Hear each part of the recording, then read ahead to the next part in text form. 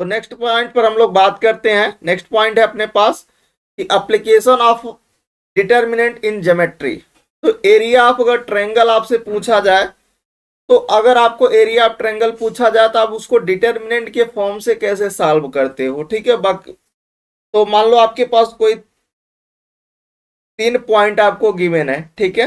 Triangle के कोई 3 point आपको गिवन है। इस तरह से मान लो कोई ट्रायंगल है x1 y1, x2 y2, x3 y3, ठीक है। और आपसे पूछा जाए कि भैया आपको इसका एरिया ऑफ ट्रायंगल का बता दो, तो आप क्या करोगे? सबसे पहले भाई फार्मूला पता होना चाहिए। जब फार्मूला पता होगा तभी आप उसको सॉल्व कर पाओगे। तो अगर आपके पास 3 वर्टिसेस गिवन हो किसी ट्रायंगल के, ठीक है, तो एरिया ऑफ ट्रायंगल का फार्मूला जो होगा, अगर आप उसको डिटरमिनेंट के फॉर्म से निकालोगे तो आपके पास क्या आएगा? 1/2 डिटर्मिनेंट ऑफ x1 y1 1 होगा यहाँ पर, फिर यहाँ पर होगा x2 y2 1 होगा, और यहाँ पर क्या होगा? x3 y3। अब आप इसको डिटरमिनेंट को इजीली सॉल्व करोगे तो आपको आंसर मिल जाएगा। और पहली बात ये ध्यान देना है कि एरिया ऑफ ट्रायंगल हमेशा पॉजिटिव होता है। अगर वैल्यू नेगेटिव भी आ रही है तो आप उसको पॉजिटिव ही रखेंगे, ठीक है, उसको इग्नोर करेंगे नेगेटिव को। उसके बाद देखिए यहीं से ये आपका फॉर्मूला बनता है कि area of triangle equal to 1/2। देखिए जब इसको आप लोगे तो इधर आप क्या करते हो? इधर ऐसे क्रॉस करते हो, इधर ऐसे करते हो, है ना। तो y2 माइनस y3 यहीं से आता है। तो इसका जो दूसरा फॉर्म आपको दिखता है कुछ इस तरह से, आपने सीखा होगा कि 1/2 एरिया ऑफ ट्रायंगल ABC। अगर आप मैं इसका नाम दे दूं, this is for A, this is for B and this is for C।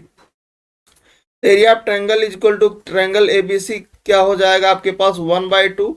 यहाँ पर जब आप x1 को लेते हो तो आपके पास क्या आता है? यहाँ पर y2 माइनस y3 आता है ना। फिर जब आप x2 को देखते हो, यहाँ पर देखिए x2 को जब आप देखते हो तो आपके पास क्या करते हो? जिसके अकॉर्डिंग आप देख रहे हो उसमें उस पॉइंट, जैसे मान लीजिए कि मैंने x2 को देख रहा हूं, सपोज करो कि मैंने x2 को देख रहा हूं, तो आपको करना क्या होगा कि इस x2 जिस भी रो और जिस भी कॉलम में आ रहा होगा उसको आपको डिलीट कर देना, और जो बचेगा क्रॉस मल्टीप्लाई करके आपको माइनस लगा के लिख देना। तो आपको क्या बचेगा?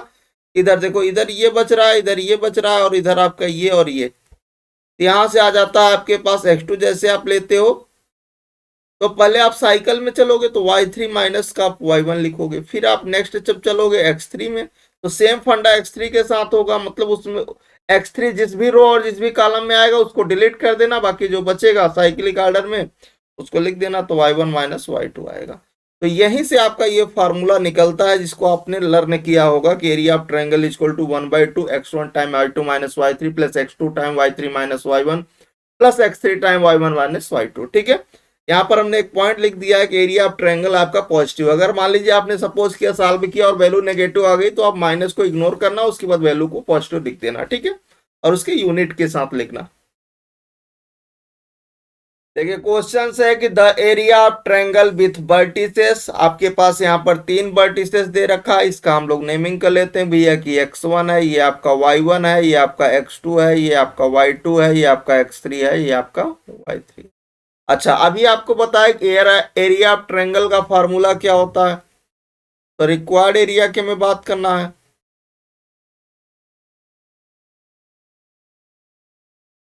रिक्वायर्ड एरिया क्या हो जाएगा? 1/2 डिटर्मिनेंट ऑफ,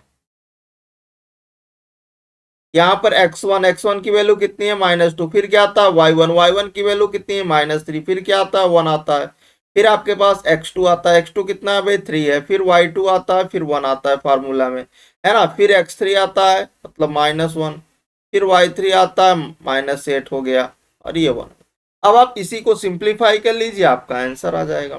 अब आप इसको सिंप्लीफाई कैसे करोगे? देखो ये 1/2 होगा, चूंकि हम लोग डिटर्मिनेंट में ये जानते हैं साइन वाला, ये हम लोग जानते हैं कुछ ऐसा चलता है, plus minus plus minus plus minus plus minus. चूंकि ये जो है प्लस माइनस जो है मैं लिख रहा हूँ, ये बेसिकली क्या है, को फैक्टर में जो -1 की पावर i प्लस जे वाला रोल करता था वही है यहाँ पर।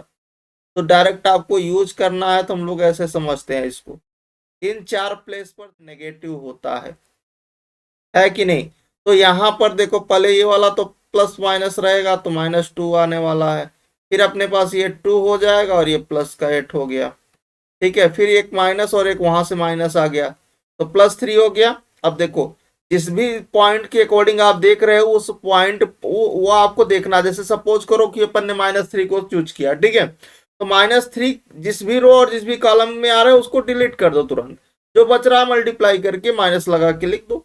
ऑर्डर में लिखना जिस भी ऑर्डर में आप चल रहे हो। तो अपने पास यहाँ पर जब -3 को अपन ले रहे हैं तो अपने पास क्या आ जाएगा, सबसे पहले 3 आएगा प्लस 1 आ जाएगा, ठीक है। फिर आप क्या करोगे, 1 लोगे।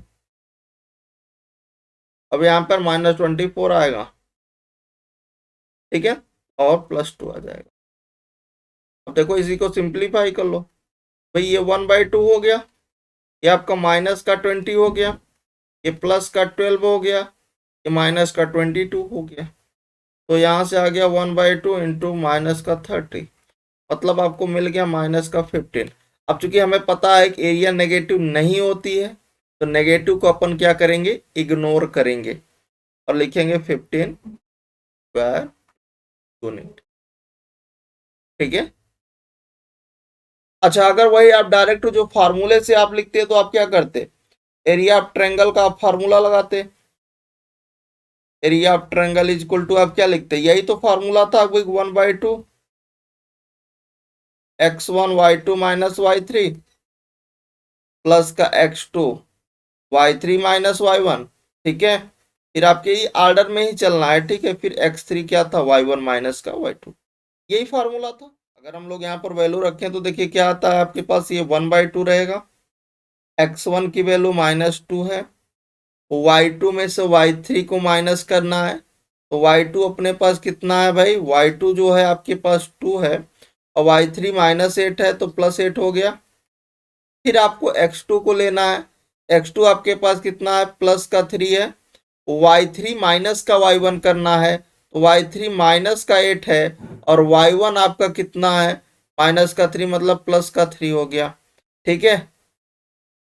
फिर आपको जाना है कहाँ पर, x3 के पास, x3 आपका नेगेटिव है तो -1 हो गया।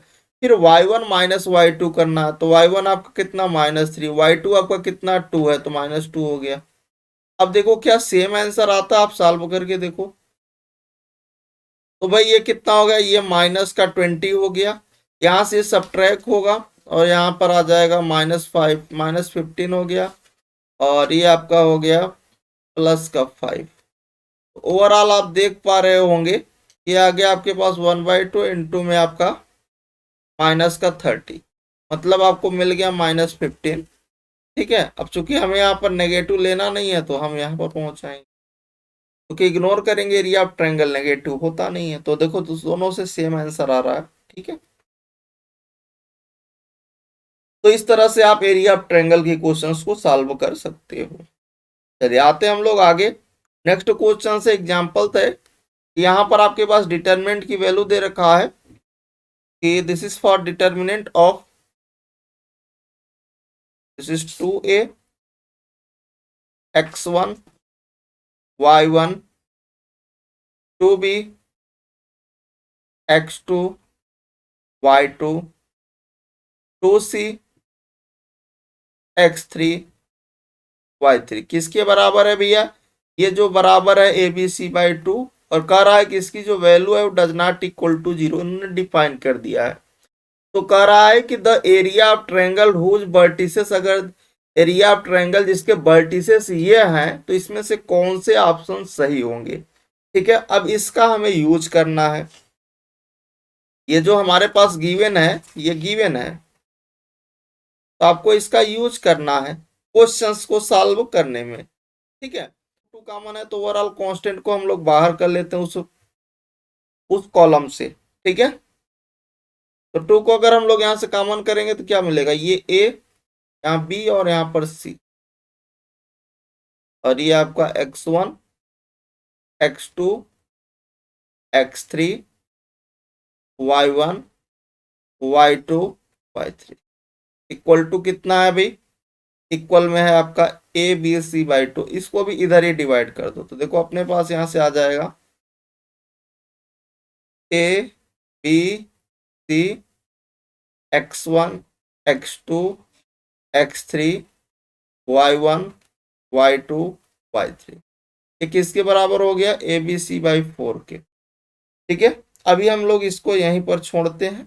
अब हम लोग आते हैं, अगर हमारे पास वर्टिसेस ये गिवन है तो एरिया ऑफ ट्रायंगल का फार्मूला लगाना है। अब हमारे पास वो वर्टिसेस क्या गिवन है, तो वर्टिसेस आपके पास गिवन था और वो गिवन है फॉर x1 अपान में a, y1 अपान में a, x2 अपान में b, y2 अपान में b, x3 अपान में c, y3 अपान में।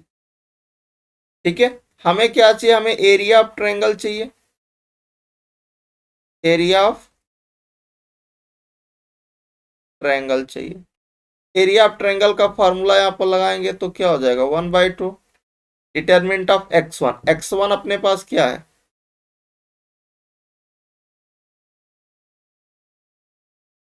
x1 जो है वो है x1 अपान में a, फिर आता है y1 अपान में a और फिर यहाँ पर आता है 1।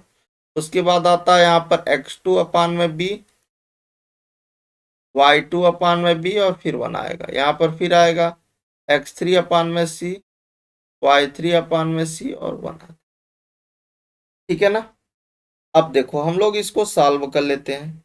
तो जैसे अपन इसको सॉल्व करोगे तो अपने पास क्या आ जाएगा, देखो यहाँ से सब में इस, अगर आप देखो यहाँ पर क्या है आपके पास, ये ए है, तो अपन यहाँ पर अगर 1/a इस रो से, देखिए ये R1 रो है, ये आपकी R2 रो है और ये आपकी R3 रो है।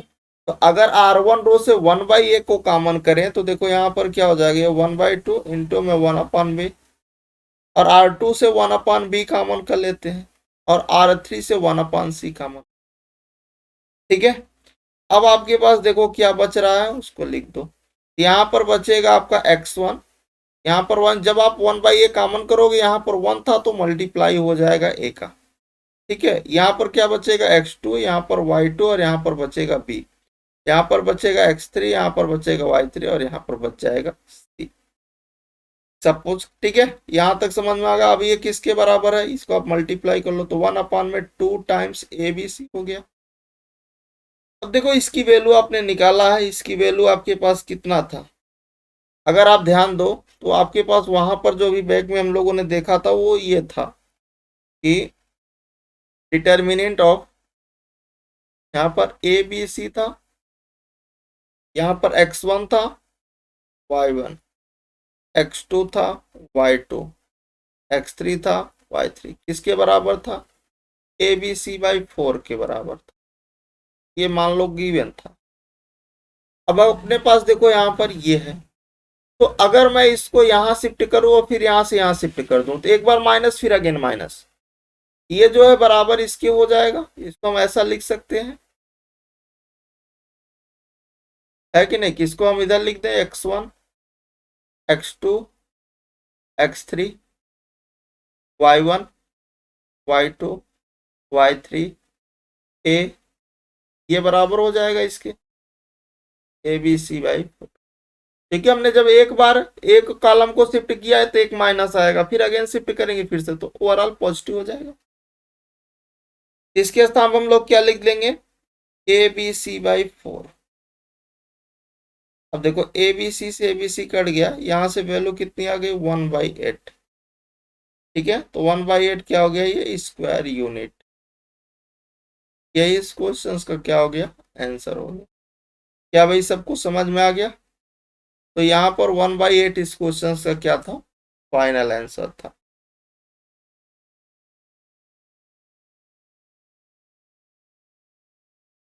नेक्स्ट क्वेश्चन, नेक्स्ट कंडीशंस पर आते हैं। नेक्स्ट हमारे पास कॉन्सेप्ट है condition of collinearity of 3 point. अगर आपके पास कोई भी 3 पॉइंट हैं और वो कैसे हैं, कोलिनियर हैं, तो आपके पास अगर कोई भी 3 पॉइंट कोलिनियर होते हैं तो जो एरिया ऑफ ट्रायंगल ABC होगा वो क्या आ जाएगा, 0 आ जाएगा।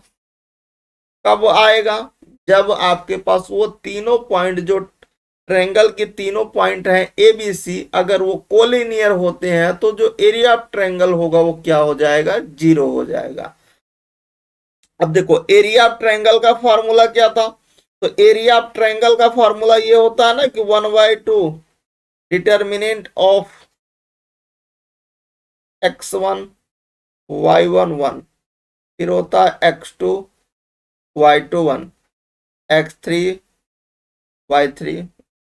अब ये अगर 0 है तो ये 1/2 का भी डिवाइड मल्टीप्लाई हो जाएगा, क्रॉस डिवाइड होगा तो 0 ही, मतलब यहां से आपको क्या मिल जाएगा, ये रिजल्ट आपको मिल जाएगा कि determinant of x1 y1 1, x2 y2 1, x3 y3 1, ये आपका 0 आ जाता है। तो यहीं से आपका ये लिखा हुआ है कि determinant of x1 y1 1, x2 y2 1, x3 y3 1 बराबर क्या हो जाएगा, 0 हो जाएगा। कब होगा, जब आपके पास ट्रायंगल के तीनों पॉइंट कोलिनियर होंगे, उस केस में। ठीक है, अब एक क्वेश्चन देखिए, क्वेश्चन क्या कर रहा है कि द पॉइंट, यहां पर आपके 3 पॉइंट है, तो इसका हम लोग सबसे पहले नेमिंग कर लेते भाई, x1 है, ये y1 है, ये आपका x2 है, ये आपका y2 है, ये आपका x3 है, ये आपका y3 है। ठीक है, अब देखो ये 3 पॉइंट है, यहाँ पर 4 ऑप्शन है, कह रहा है फ्रॉम अ ट्रायंगल, या फिर ये कोलिनियर होंगे, या फिर ये मीनिंगलेस होंगे, या फिर नन ऑफ दीज होंगे। तो सबसे पहले हम क्या करते हैं, इसका एरिया ऑफ ट्रायंगल निकालते हैं।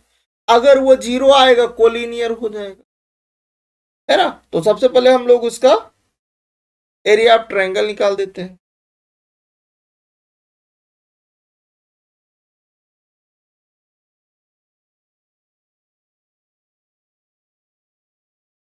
एरिया ऑफ ट्रायंगल जब निकालोगे आपके पास, तो यहां से क्या आ जाएगा, ये x1 के स्थान पे a रखेंगे, फिर y1 के स्थान पे b प्लस c रखेंगे, और यहाँ पर 1 होता है।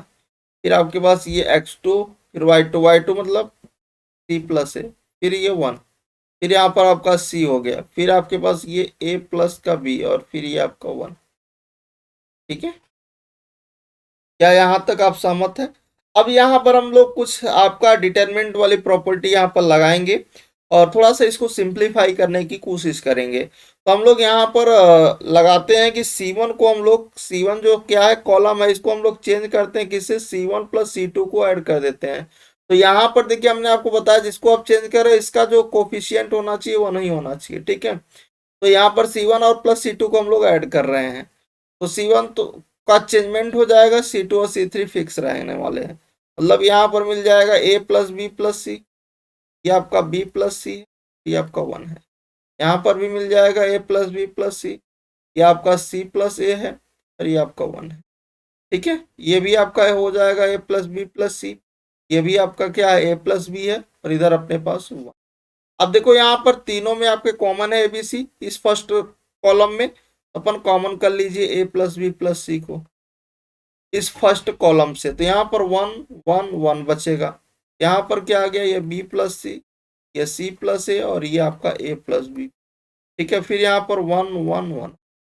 अब जरा देखो यहाँ पर जो C1 एंड जो C3 है, C1 कॉलम और C3 कॉलम कैसे हो गए, आइडेंटिकल हो गए। और जब आइडेंटिकल हो जाते हैं तो डिटर्मिनेंट की वैल्यू क्या हो जाती है, कोई भी दो रो या फिर कोई भी दो कॉलम अगर आइडेंटिकल है, तो उस डिटर्मिनेंट की वैल्यू क्या हो जाती है, 0 हो जाती है। मतलब हमें यहाँ से मिल गया कि एरिया ऑफ ट्रायंगल जो था वो 0 आ गया, और जैसे 0 आ गया यहाँ से हमें क्या पता चल गया कि पॉइंट क्या है, पॉइंट आर कोलिनियर।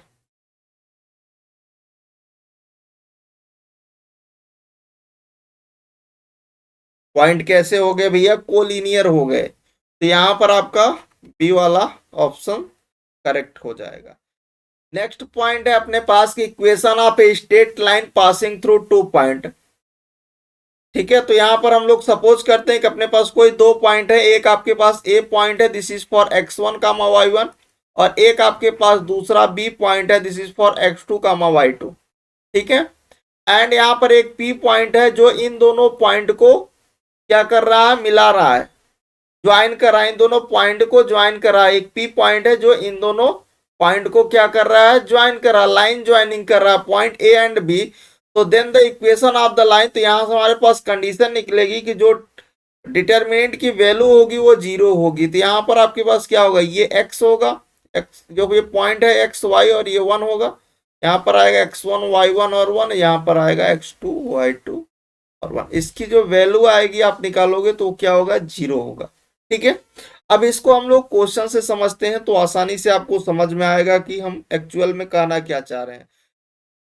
देखिए क्वेश्चंस क्या कह रहा है कि the equation of straight line passing through this point, यहां पर आपके पास दो पॉइंट है, एक पॉइंट ए है, दूसरा पॉइंट बी है। ठीक है, हम इसका नेमिंग करते हैं भाई, ये x1 है, ये y1 है, ये x2 है और ये आपका y2। ठीक है, तो यहां पर हम लोग एक लेट कर लेते हैं, एक पी पॉइंट होगा जो इन दिनों दोनों पॉइंट का क्या करा, लाइन ज्वाइनिंग कर रहा होगा। तो जो डेल्टा की वैल्यू होगी वो 0 होगी, मतलब डेल इज इक्वल टू क्या होता है, डेल इज इक्वल टू यही होगा ना फॉर्मूला में कि this is for x1 y1 1 x2 y2 1 equal किसके होगा, 0 के। अब सारी वैल्यू उठा के इस पे रख दीजिए। तो जैसे अपन वैल्यू रखोगे एक्स वाई और ये 1 तो रहने वाला है, x1 की वैल्यू पता है 3, y1 की वैल्यू पता है, ठीक है, फिर x2 पता है, फिर यहाँ पर y2 पता है ना, इक्वल टू में 0। अब देखो इसको और सिंप्लीफाई कर लो, तो जब हम लोग यहाँ x को लेंगे तो ये क्या होगा, 1 माइनस का 3 होगा। फिर जब y को लेंगे, चूंकि यहाँ पर हम लोग डिटरमिनेंट की प्रॉपर्टी से इसको सॉल्व कर रहे हैं, डिटरमिनेंट की वैल्यू निकाल रहे हैं, तो यहाँ पर अपने पास क्या होगा, माइनस वाई होगा, चूंकि वो अल्टरनेट चलता है ना, प्लस माइनस प्लस फिर माइनस प्लस माइनस फिर प्लस माइनस प्लस। क्या आप लिंक कर पा रहे हो पीछे जो बताया गया है?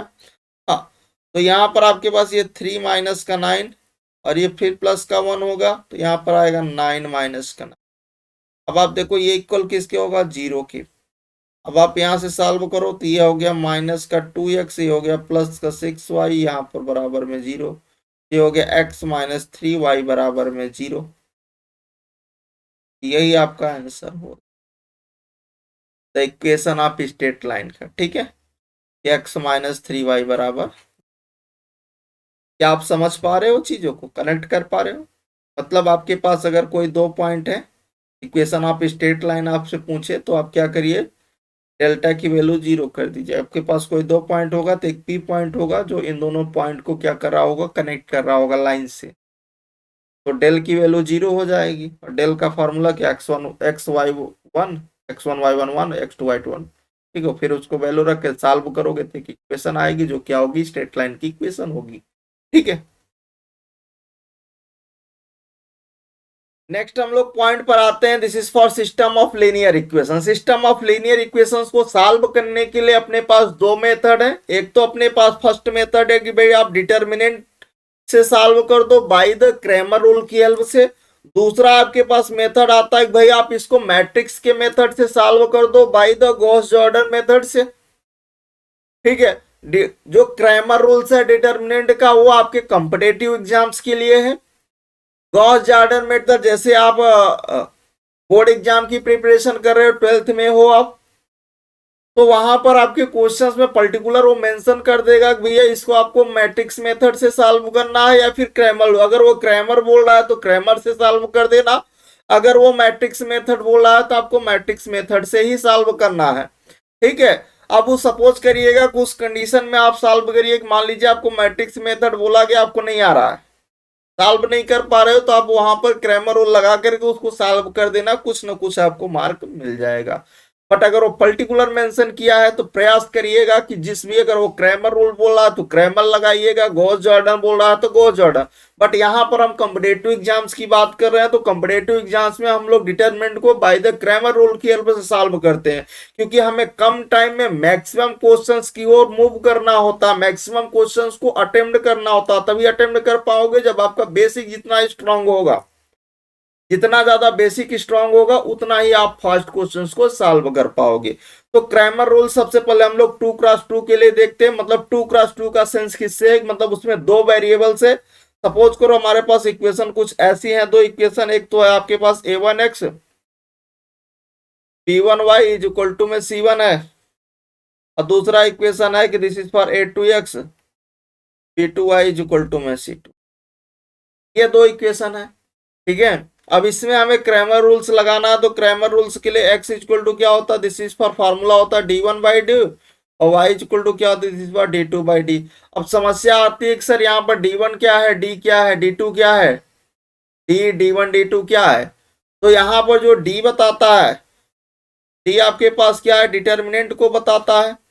यहाँ पर जो वेरिएबल्स के जो भी कोफिशिएंट है उसको आप लिख दीजिए फर्स्ट इक्वेशंस में। ये a1, ये है b1, ये है a2, ये है आपका, ये d है। अच्छा, समस्या आती है सर ये d1 क्या है, तो d1 ये है। अब इसका सॉल्व करके यहाँ से डिटरमिनेंट निकाल लेना, ठीक है। अब देखो ये जो आपका C1 C2 है, अगर आप इस A1 A2 के स्थान पे रख दो, मतलब यहाँ पर रख दो C1 C2 और इसको ऐसे ही रहने दो B1 B2, तो यहाँ से अब इसको सॉल्व करोगे तो D1 दे देगा, ठीक है। समस्या D2 क्या होगा सर, भाई फर्स्ट वाले को छोड़ दो A1 A2 को, B1 B2 के स्थान पे क्या रख दो, C1 और C2 को रख दो, यहाँ से D2 आ जाएगा, सॉल्व कर लेना। जैसे आप यहाँ पर ये वाली वैल्यू निकाल देना, ये वाली वैल्यू और ये वाली वैल्यू, और जब सारी वैल्यू निकल जाए तो यहाँ पर उठा करके रख देना, तो आपको क्रैमर रूल की हेल्प से और एक्स और वाई की वैल्यू मिल जाएगी। सेम कंडीशन 3x3 के लिए भी होगा। यहाँ पर आपका ये लिखा हुआ है कि एक्स इज फार्मूला क्या लिखा हुआ है, एक्स इक्वल टू d1/d और y is equal to d2/d, जहां पर वेयर d आपके पास क्या होगा, डिटर्मिनेंट होगा a1 b1 a2 b2, ठीक है। और d1 क्या होगा भाई, इस a1 a2 के स्थान पे आप c1 c2 रख देना, फिर अगेन आप दूसरी बार जब d2 निकालोगे तो b1 b2 के स्थान पे c1 c2 रख देना, ठीक है। प्रोवाइडेड यहाँ पर आपको ध्यान देना है कि जब भी आप इसका यूज कर रहे हो, इस क्रैमर रूल लगा रहे हो, तो वहां पर ध्यान दीजिएगा डिटरमिनेंट आपका नॉन जीरो होगा। अगर डिटरमिनेंट आपका जीरो हो गया तो भाई क्रैमर रूल नहीं लगाओगे, फेल कर जाएगा, सिंपल सी बात है। अच्छा, 3x3 के लिए, 3x3 का सेंस किसके, मतलब उसमें आपके पास 3 वेरिएबल्स हैं, एक्स वाई और जेड होंगे, कोई 3 वेरिएबल्स होंगे। इक्वेशन कुछ आपके पास इस तरह से होगी, कोई 3 इक्वेशन होंगी। This is for a1x plus का b1y प्लस का c1z बराबर में d1। दूसरी इक्वेशन कुछ इस तरह से होगी भाई, a2x प्लस का b2y प्लस का c2z बराबर में d2, ठीक है। तीसरी इक्वेशन होगी आपके पास a3x प्लस का b3y प्लस का c3z बराबर में d3। ये आपके पास कोई 3 इक्वेशन होंगी। अब आप इसको डिटर्मिनेंट से सबसे पहले इसका d निकालोगे, तो d आपके पास कैसे निकालोगे, d इक्वल टू इन तीनों को आप लिख दो, इसके जो एक्स वाई जेड के कोफिशिएंट हैं तीनों इक्वेशंस के लिख दो, a1 b1 c1, के बाद a2 b2 c2, फिर उसके बाद आपका a3 b3 और, अच्छा ये आपका d हो गया। अब समस्या आती है कि सर d1 कैसे निकालें, तो d1 के लिए आपको क्या करना है, ये जो ये d1 d2 जो स्मॉल में d1 d2 इस फर्स्ट वाले का स्थान पे रख देना। यहाँ पर जैसे आप डालोगे d1 d2 d3, इन दोनों को फिक्स कर दो, b1 b2 b3, फिर c1 c2, इस तरह से आप d1 की वैल्यू निकाल देना डिटरमिनेंट की, ठीक है। सेम कंडीशन आप d2 के लिए भी करोगे, तो d2 के लिए आप क्या करना, इस बार b1 b2 इस वाले में आपको ये वाला d1 d2 को डाल देना इसके स्थान पर। a1 और a और c वाला फिक्स रहेगा, मतलब a1 a2 और a3 ये फिक्स है, और यहाँ पर आप क्या डाल रहे हो, d1 d2 d3, यहाँ पर ये c1 c, यहाँ से आप d2 निकाल देना। अब फिर इसी तरह आप d3 निकाल देना, तो d3 अगर आप निकालोगे, मान लो अपन यहाँ पर बता देते हैं भाई d3,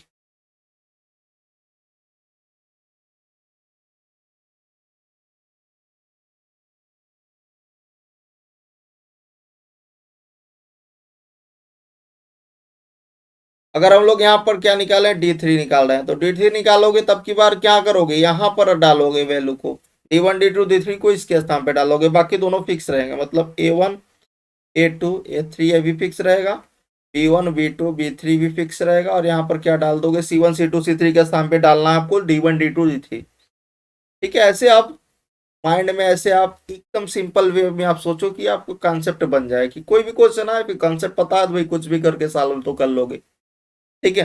अब देखिए नेक्स्ट पॉइंट पर चलते हैं इसके आगे। यहाँ पर आपका जो फार्मूला होता है वो ये फार्मूला होता है, एक्स इक्वल टू निकालने, एक्स निकालने का formula d1/d, Y find out करने का, वेरिएबल वाई फाइंड आउट करने का d2/d। अच्छा, जेड के लिए क्या होगा भाई, d3/d। समझ गए भैया। अच्छा, अब आपको पता हो गया कि d1 क्या होगा, d2 क्या होगा, d3 क्या होगा, d कैसे निकालेंगे, तो d आपको बता दिया, ये है d, a1 b1 c1 a2 b2 c2, ठीक है। अब इसके स्थान पे अगर d1 d2 d3 को डाल दोगे तो वहां से d1 निकल जाएगा। इसके स्थान पर यहाँ पर अगर b1 b2 b3 के स्थान पर d1 d2 d3 डाल दोगे तो आपको d2 मिल जाएगा, ठीक है। इसी तरह जब आप इस c1 c2 c3 के स्थान पर d1 d2 d3 डाल दोगे तो आपको d3 मिल जाएगा। ध्यान दे रहा है कि जब भी आप क्रैमर रूल अप्लाई कर रहे हो डिटरमिनेंट सबसे पहले डिटरमिनेंट को सॉल्व करना, उसको देखना क्या भैया ये नॉन जीरो आ रहा है, जब नॉन जीरो आ रहा है तो आगे की प्रक्रिया करना, अदरवाइज फेल हो गया फिर आपको सॉल्व करने की जरूरत नहीं है। ठीक है। अच्छा, क्रैमर रूल्स के कुछ यहाँ पर और बेसिक कॉन्सेप्ट हैं, उस कॉन्सेप्ट को समझते हैं। ठीक है, क्रैमर रूल को हमने दो पार्ट में डिवाइड किया कि अगर सपोज करो आपने क्रैमर रूल लगा रहे हो, आपने उसका डिटर्मिनेंट निकाला और डिटर्मिनेंट अगर does not equal to zero आ रहा है तो आपको क्या देगा, यहाँ पर वो यूनिक सोल्यूशन आपको देगा। दूसरा है कि अगर मान ले हमने सर डिटर्मिनेंट निकाला और हमें जीरो मिल गया। अच्छा, जब डिटर्मिनेंट जीरो आपको मिल जाएगा तो अपने पास यहाँ पर दो कंडीशन मिलेंगी कि आपको ये देखना है कि ये जो D1 D2 D3 की वैल्यू है ये क्या हो, नॉन जीरो है, मतलब कम से कम एक नॉन जीरो हो जाए। मतलब आप D1 D2 D3 निकालो और उसमें से कम अगर एटलीस्ट वन भी नॉन जीरो आ गया तो आपको क्या दे देगा, वो नो सोल्यूशन आपको दे देगा। ठीक है। दूसरी कंडीशन ये है कि सर हमने D1 D2 D3 निकाला और तीनों के तीनों जीरो हो गए, इधर D भी जीरो है, D1 D2 D3 भी जीरो है, तो हमें या तो ये इनफाइनाइट सोल्यूशन देगा या फिर नो सोल्यूशन देगा। अच्छा, नो सोल्यूशन कब देता है, जब आपकी प्लेन कैसी हो, पैरेलल हो, मतलब जो आपकी वो तीन इक्वेशन गिवन होंगी ज्योमेट्रिकली आप देखो तो अगर वो प्लेन पैरेलल होगी। अच्छा, प्लेन पैरेलल आप कैसे चेक करोगे कि भाई कोई भी तीन प्लेन पैरेलल कब होंगी, तो उसके बारे में भी हम लोग बात कर लेते हैं। प्लेन पैरेलल मान लो सपोज करो कि दो एग्जांपल ले लेते हैं, कोई दो इक्वेशन देख लेते हैं भाई। एक हमारे पास इक्वेशन है x plus y plus z is equal to में 1, ठीक है। और एक हमारे पास इक्वेशन है कि 2x प्लस का 2y प्लस 2z बराबर में 3। हमें यहाँ पर देखना है a1 बाई a2 करना है, इक्वल होने चाहिए b1 बाई b2 के, और ये भी इक्वल होना चाहिए किसके, c1 बाई c2 के, but does not equal to d1 by d2 होना चाहिए। अगर ऐसा है तो आपका क्या होगा, प्लेन जो है वो आपका पैरेलल होगा। अगर आप यहां पर निकालोगे तो क्या होगा, this is for 1/2 equal to में 1/2 इक्वल टू में 1/2 डज नॉट इक्वल टू 1/3। यहाँ पर मतलब इस तरह से हम लोग क्या करते हैं, प्लेन के पैरेलल को चेक करते हैं। इसी तरह जब हम लोग थर्ड इक्वेशन पर देखें, मतलब और दो इक्वेशन होंगी फर्स्ट और सेकंड, जैसे मान लो कि हमने इस पर देखा, अगर दो इक्वेशन को अगर हम लोग देख रहे हैं तो यहाँ पर क्या देखेंगे, प्लेन के पैरेलल की बात कर रहे हैं तो प्लेन पैरेलल कब होगा, a1 बाई a2 इक्वल होना चाहिए किसके, b1 बाई b2 के इक्वल होना चाहिए किसके, c1 by c2 does not equal to किसके होना चाहिए, d1 बाई d2 के। तो इस तरह से ये दोनों अगर ऐसा आ रहा तो ये दोनों प्लेन पैरेलल हो गई। इसी तरह जब आप इन दोनों का निकालोगे a2 by a3 b2 by b3 c2 by, तो आपके पास ये दोनों अगर पैरेलल है, फिर आप फर्स्ट और थर्ड को अगर तीनों इक्वेशन जो तीनों प्लेन है जो आपस में पैरेलल हो गई, तब आपके पास वो क्या देगा, नो सोल्यूशन देगा। समझ पा रहे हो या नहीं समझ पा रहे। इसी तरह आप जब इन दोनों को सॉल्व करोगे तो यहां से क्या आएगा, this is for a2 by a3 b2 by b3 c2 by c3 does not equal to d2 by d3। फिर आप इस फर्स्ट और थर्ड को लेकर सॉल्व करोगे, यहां से क्या होगा, फर्स्ट और जब थर्ड को लेकर सॉल्व करो, for a3 by a1 b3 by b1 और c3 by c1 does not equal to d3 by d1। अब यहां से इन तीनों को मर्ज करोगे, अब इन तीनों को दे भाई, ये दोनों प्लेन पैरेलल, ये दोनों प्लेन पैरेलल, अब तीनों को देखो क्या तीनों प्लेन पैरेलल।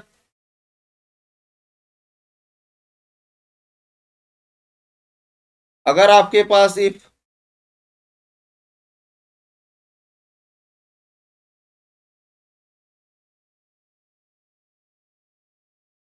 अगर तीनों प्लेन पैरेलल होंगी देन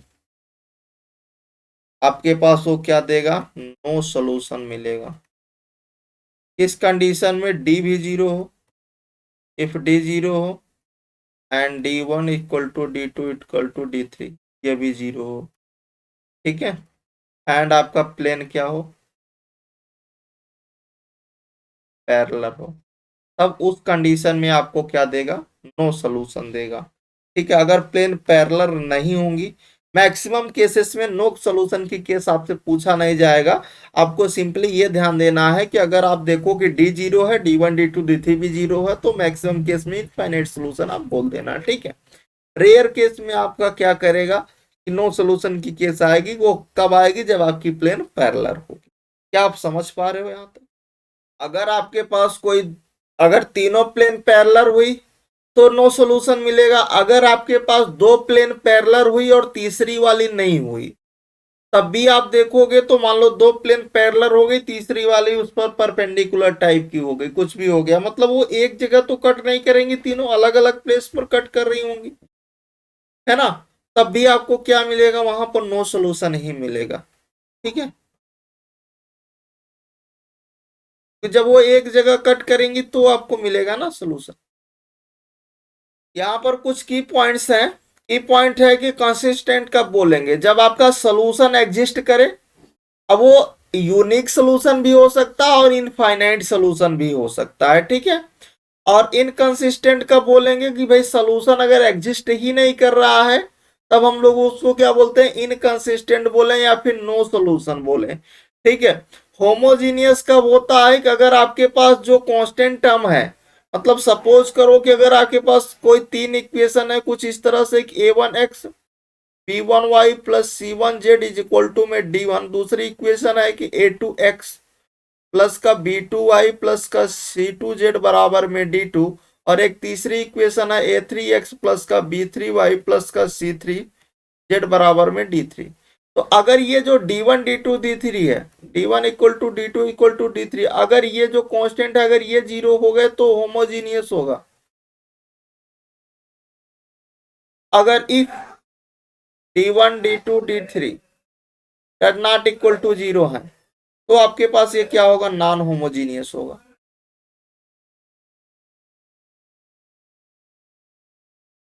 क्या आप समझ पा रहे हो? ठीक है। अच्छा, नेक्स्ट पॉइंट पर आते हैं कि सर ट्रिवियल सोल्यूशन कब होगा, अगर ऑल वेरिएबल उसके जीरो है। ऑल वेरिएबल का सेंस इससे है कि भाई एक्स वाई और जेड की वैल्यू, एक्स भी जीरो है भाई, वाई भी जीरो है और जेड भी जीरो है। अगर तीनों जीरो है तो आपको क्या दे देगा, वो ट्रिवियल सोल्यूशन देगा। ज्योमेट्रिकली अगर बोले उसको,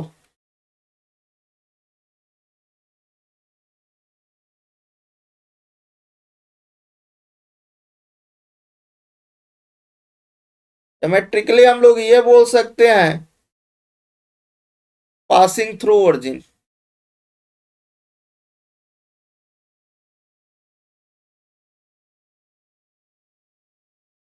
अगर वो ओरिजिन से पास आउट कर रहा होगा,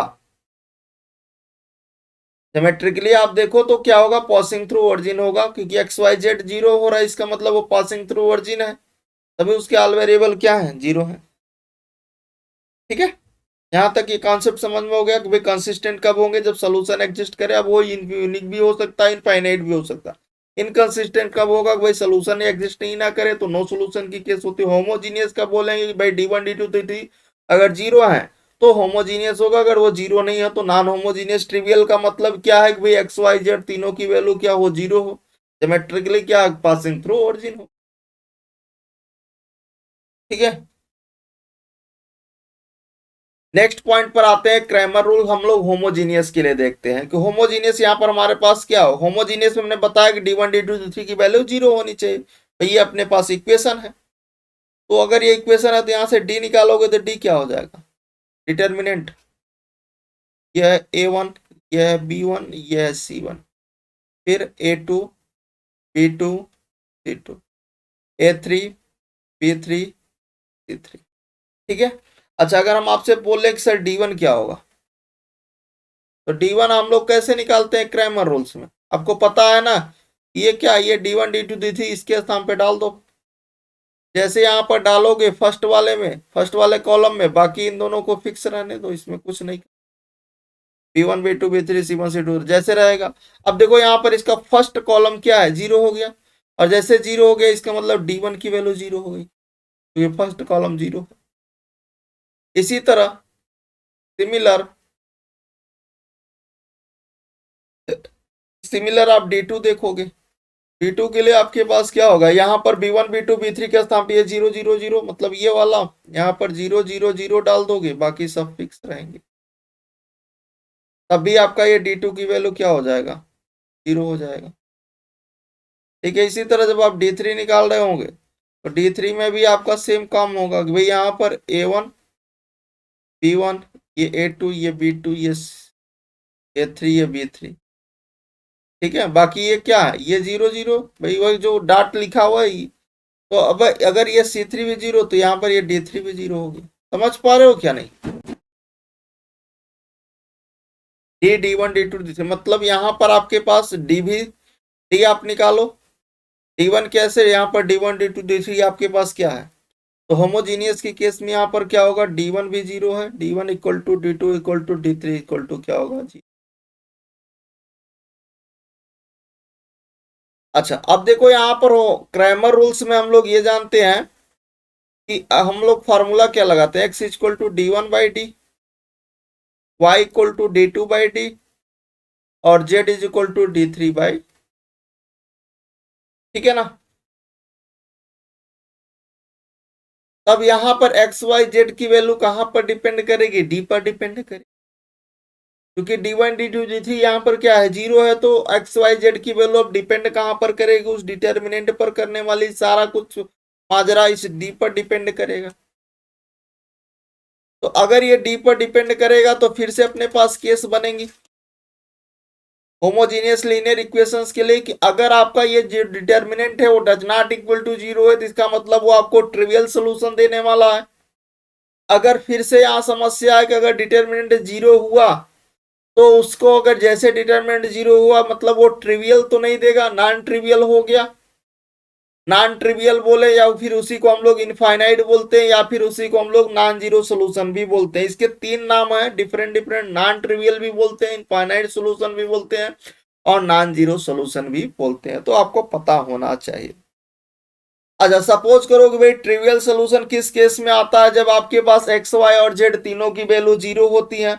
अच्छा, एक्स वाई जेड आपके पास देखो फॉर्मूला क्या होता है क्रैमर रूल्स का, x is equal to D1/D, y is equal to D2/D और z is equal to D3/D।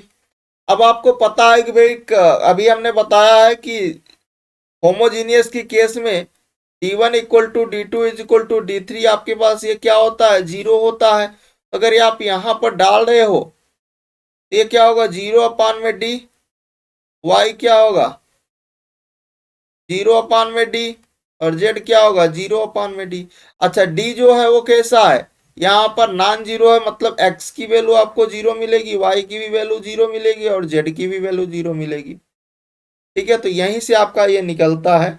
तब आपके पास जब तीनों वैल्यू 0 हो गई तो आपको क्या मिल जाता है, ट्रिवियल सोल्यूशन मिल जाता है। अच्छा, यहाँ पर जब आपके पास अगर मान लो सपोज करो कि भाई डिटरमिनेंट हमारा कैसा है 0 है, फॉर्मूला हम लोग यही लगाएंगे कि भाई x is equal to Cramer rule का D1/D होता है, y क्या होता है D2/D होता है और z क्या होता है भाई D3/D होता है। यस या नो।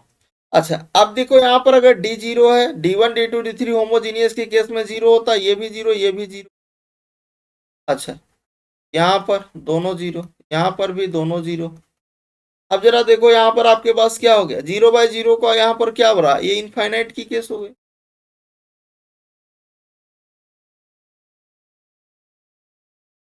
क्या हो जाएगा, इनफाइनाइट हो जाएगा। अगर नीचे नॉन जीरो होता तो 0 होता, या फिर आप मान चलो कि अगर ऊपर आपके पास सपोज ऐसे ही सपोज कि अगर D1 D2 D3 की वैल्यू आपके पास कुछ आ रही होती, मतलब 0 नहीं हो रही होती और नीचे आपका डिनोमिनेटर 0 हो रहा होता, तो आपके पास वो एग्जिस्ट नहीं करता, तो नो सोल्यूशन की। ठीक है,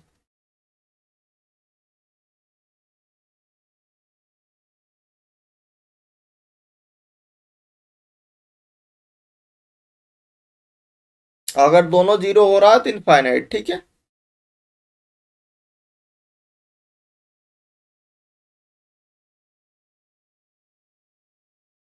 नेक्स्ट पॉइंट है आपके पास कि होमोजीनियस इक्वेशन हो, मतलब होमोजीनियस हो जिसका D1 D2 D3 की वैल्यू 0 हो, और प्लस वो कैसा हो, नॉन ट्रिवियल हो, तो क्या करना, वहां पर डिटरमिनेंट आपका क्या होगा, जीरो। सिंपल सा अगर क्वेश्चंस में बोले कि भाई ये होमोजीनियस है और आप देख लेना क्या नॉन ट्रिवियल है, तो non trivial, homogeneous plus non trivial किसको इंप्लाई करेगा कि डिटरमिनेंट इक्वल टू जीरो को, तुरंत कर देना, आपको सॉल्व हो जाएगा। नेक्स्ट हमारे पास जो सेकेंड मेथड है, एक मैट्रिक्स मेथड जिसे हम लोग गॉस जॉर्डन मेथड कहते हैं। यहाँ पर भी आपके पास कोई तीन इक्वेशन है, उसका मैट्रिक्स रिप्रेजेंटेशन हम लोग कुछ ऐसा करते हैं, मैट्रिक्स के फॉर्म में लिखते हैं।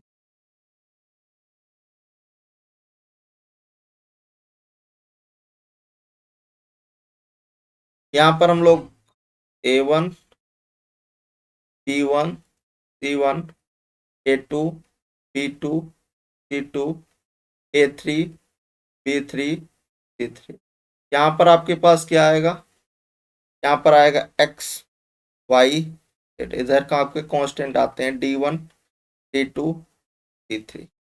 ठीक है, अब इसको हम लोग क्या बोलते हैं, इसको हम लोग कैपिटल ए से रिप्रेजेंट करते हैं, इसको हम लोग कैपिटल एक्स लिखते हैं और इधर वाले को बी लिखते हैं। ये क्या हो जाता है, A X is equal to B. अगर दोनों तरह हम लोग ए इनवर्स ऑपरेट कर देते हैं, A inverse both side operate करते हैं, तो A inverse A into x is equal to A inverse ये बी हो जाता। अब ये आइडेंटिटी हो जाता है, तो यहाँ से मिलता है capital X is equal to A inverse B.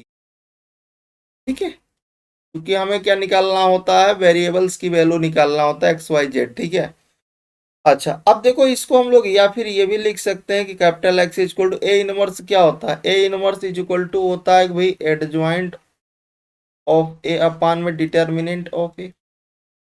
इसके साथ हम ये भी लिख सकते हैं is for the adjoint of A into में बी अपान में क्या हो जाएगा, डिटर्मिनेंट ऑफ ए। तो ये भी फार्मूला हम लोग, ठीक है। अगर आपका डिटर्मिनेंट की वैल्यू जो आप निकाल रहे हो नॉन जीरो होना चाहिए, अगर डिटर्मिनेंट की वैल्यू नॉन जीरो है तो आपको कोई दिक्कत नहीं है, अगर जीरो हुई तब समस्या बढ़ती है। अब वो क्या क्या समस्या आएगी अगर जीरो हुआ, तो उसके लिए समझ लेते हैं। मैट्रिक्स मेथड से हम लोग गॉस जॉर्डन मेथड, अब यहाँ पर हम लोग ये देखेंगे कि अगर आपके पास डिटर्मिनेंट पर वो डिपेंड करेगा, गॉस जॉर्डन मेथड, कि अगर डिटर्मिनेंट ऑफ ए आपका नॉन जीरो आ गया, डिटर्मिनेंट ऑफ ए ने आपने निकाला और वो आपको क्या मिल गया, सिंपल से आपको नॉन जीरो मिल गया, आप तुरंत बोल देना कि भाई वो क्या देगा, यूनिक सोल्यूशन देगा। अब समस्या कहाँ खड़ी होती है, समस्या यहाँ पर खड़ी होती है कि अगर आपने डिटर्मिनेंट निकाला और वो आपको जीरो मिल गया, उस केस में आपके दो केस बनेंगी, और वो दो केस आपको क्या देखना, सबसे पहले आपको चेक करना है कि भाई adjoint of A into B आप निकालोगे, अगर ये नॉन जीरो आ गया तब आप बोलोगे कि भाई ये आपको क्या देगा, नो सोल्यूशन देगा। अगर सपोज करो कि आपने निकाला कि एडजॉइंट ऑफ ए निकाला, इंटू आपने उसमें बी किया और ये जीरो आ गया, मतलब आपका डिटरमिनेंट ऑफ ए भी जीरो है, joint of A into B आपने किया वो भी जीरो आ गया, तो उस केस में आपको क्या मिलेगा, इनफाइनाइट सोल्यूशन मिलेगा। ठीक है, अच्छा अभी मैंने पीछे बात किया था कि अगर वो जीरो बाई जीरो का फॉर्म बनता था, जीरो बाई जीरो दोनों पे बनता था तो इनफाइनाइट सोल्यूशन बन रहे थे, और जब आपके पास एक्स वाई जेड तीनों जीरो आ रहे थे तो यूनिक सोल्यूशन बन रहा था, जिसे आप ट्रिवियल सोल्यूशन बोल रहे थे। अच्छा एक केस और हमने बताया था कि अगर उसका नोमिनेटर आपका नोमिनेटर पर कोई वैल्यू आ रही होगी, सपोज करो कि मान लो नोमिनेटर में 1 आ रहा है और डिनोमिनेटर में 0 आ रहा है, तो इस केस में आपको क्या मिलता है, नो सोल्यूशन का केस बनता है। ठीक है, यहां पर क्या बनता है, नो सोल्यूशन का केस बनता है, डिनोमिनेटर 0 हो जा रहा है। अब हम लोग यहाँ पर क्वेश्चन देख लेते हैं कि using the Cramer rules the solution of linear equation. तो यहाँ पर आपके पास लीनियर इक्वेशन, आपको दो इक्वेशन दे रखा है, मतलब 2x2 के लिए, इसमें दो वेरिएबल्स हैं। फर्स्ट इक्वेशन है 2x minus Y equal to में 17, और सेकेंड इक्वेशन है आपके पास कि 3x प्लस का 5y इक्वल टू में 6। तो सबसे पहले यहाँ से आप डी निकालो, भाई क्रैमर रूल लगाना है।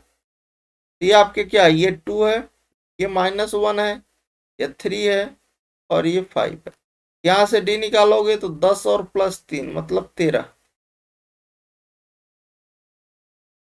अच्छा यहां से आपको क्या पता चला कि भाई डिटरमिनेंट नॉन जीरो है, सही है। अब आगे क्रैमर रूल का हम लोग यूज कर लेते हैं। अब देखो यहाँ से हमें यहाँ पर D1 निकालना है, तो D1 आपके पास क्या होगा, ये जो कांस्टेंट इसमें रख दो, 17 और 6 यहाँ डाल दिए, बाकी इसको ऐसे ही। ये आपके कितना हो गया, 85 और प्लस का 6, मतलब ये आपका हो गया 91, मतलब ये D1 आ गया।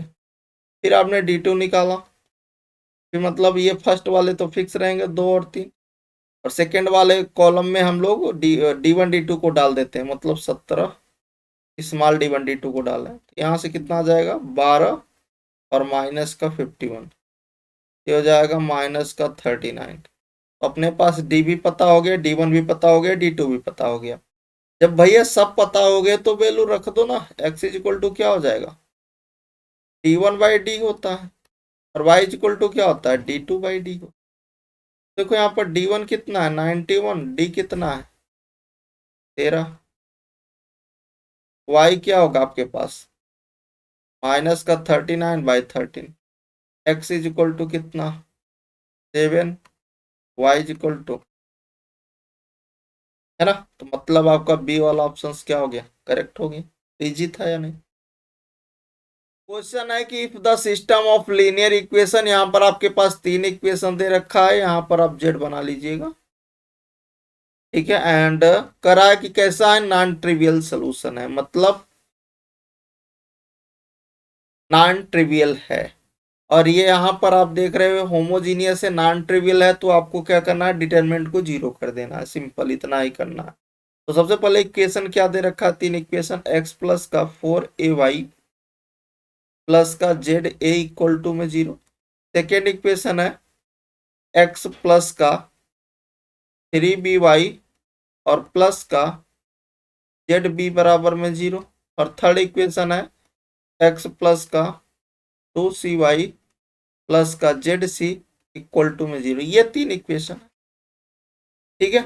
और आपको यहाँ पर एक 3 इक्वेशन है, यहाँ पर D1 D2 D3, ये कैसा, ये होमोजीनियस हो गया।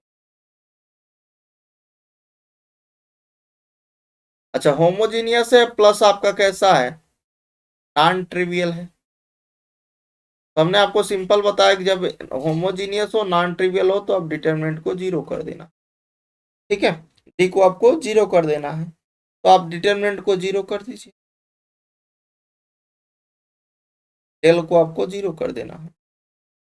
तो यहाँ पर आप डेल निकालो तो ये क्या हो गया, 1 हो गया, ये 4a हो गया, और ये आपका a हो गया, फिर 1 हो गया, 3b हो गया, फिर ये b हो गया, फिर आपके पास ये 1 हो गया, ये 2c हो गया, और ये c इक्वल टू में 0। अब आप इसको और सिंप्लीफाई कर लो, तो सिंप्लीफाई कर लेते हैं। यहाँ पर हम लोग थोड़ा सा इसको डिटरमिनेंट की प्रॉपर्टी लगा देते हैं, और हम लोग सिंपल बनाने के लिए हम क्या करते हैं, कम से कम उसमें 2 0 बना देते हैं। तो हम लोग R2 को चेंज कर देते हैं, R2 में से अपन क्या कर लेते हैं, R1 को माइनस, फिर हम लोग R3 को चेंज कर देते हैं, और R3 में भी R1 को माइनस कर देते हैं। देखिए अपने पास क्या बनेगा, R1 तो फिक्स है 1 4a और a, ये आपका 0 हो जाएगा। R2 माइनस R1 कर रहे हैं तो 3b माइनस 4a आएगा। देखो भाई इसमें से इसको माइनस कर रहे हो ना, ठीक है। फिर आपका b माइनस है, इसी तरह आप यहाँ से कर रहे हो तो ये 0 हो गया, ये आपका 2c माइनस का 4a हो गया, ये c माइनस का a हो गया, इक्वल टू में आपका 0 आ रहा है। अब देखो अब यहाँ पर हम लोग ऐसा कर लेते हैं, देखो इसके अकॉर्डिंग देख रहे हैं, इधर से ऐसे इधर से ऐसे, इसका क्रॉस मल्टीप्लाई करके सॉल्व कर लो। तो जैसे आप क्रॉस मल्टीप्लाई करोगे तो कितना हो जाएगा, ये आपका हो जाएगा 3b माइनस का 4a इंटू में c माइनस का a, फिर आप माइनस लगाओगे 2c माइनस का 4a और यहाँ पर b माइनस a बराबर आपका 0, ठीक है। और आगे इसको सॉल्व कर लेना, आपको आंसर मिल जाएगा। तो जब हम लोग इसमें मल्टीप्लाई करेंगे,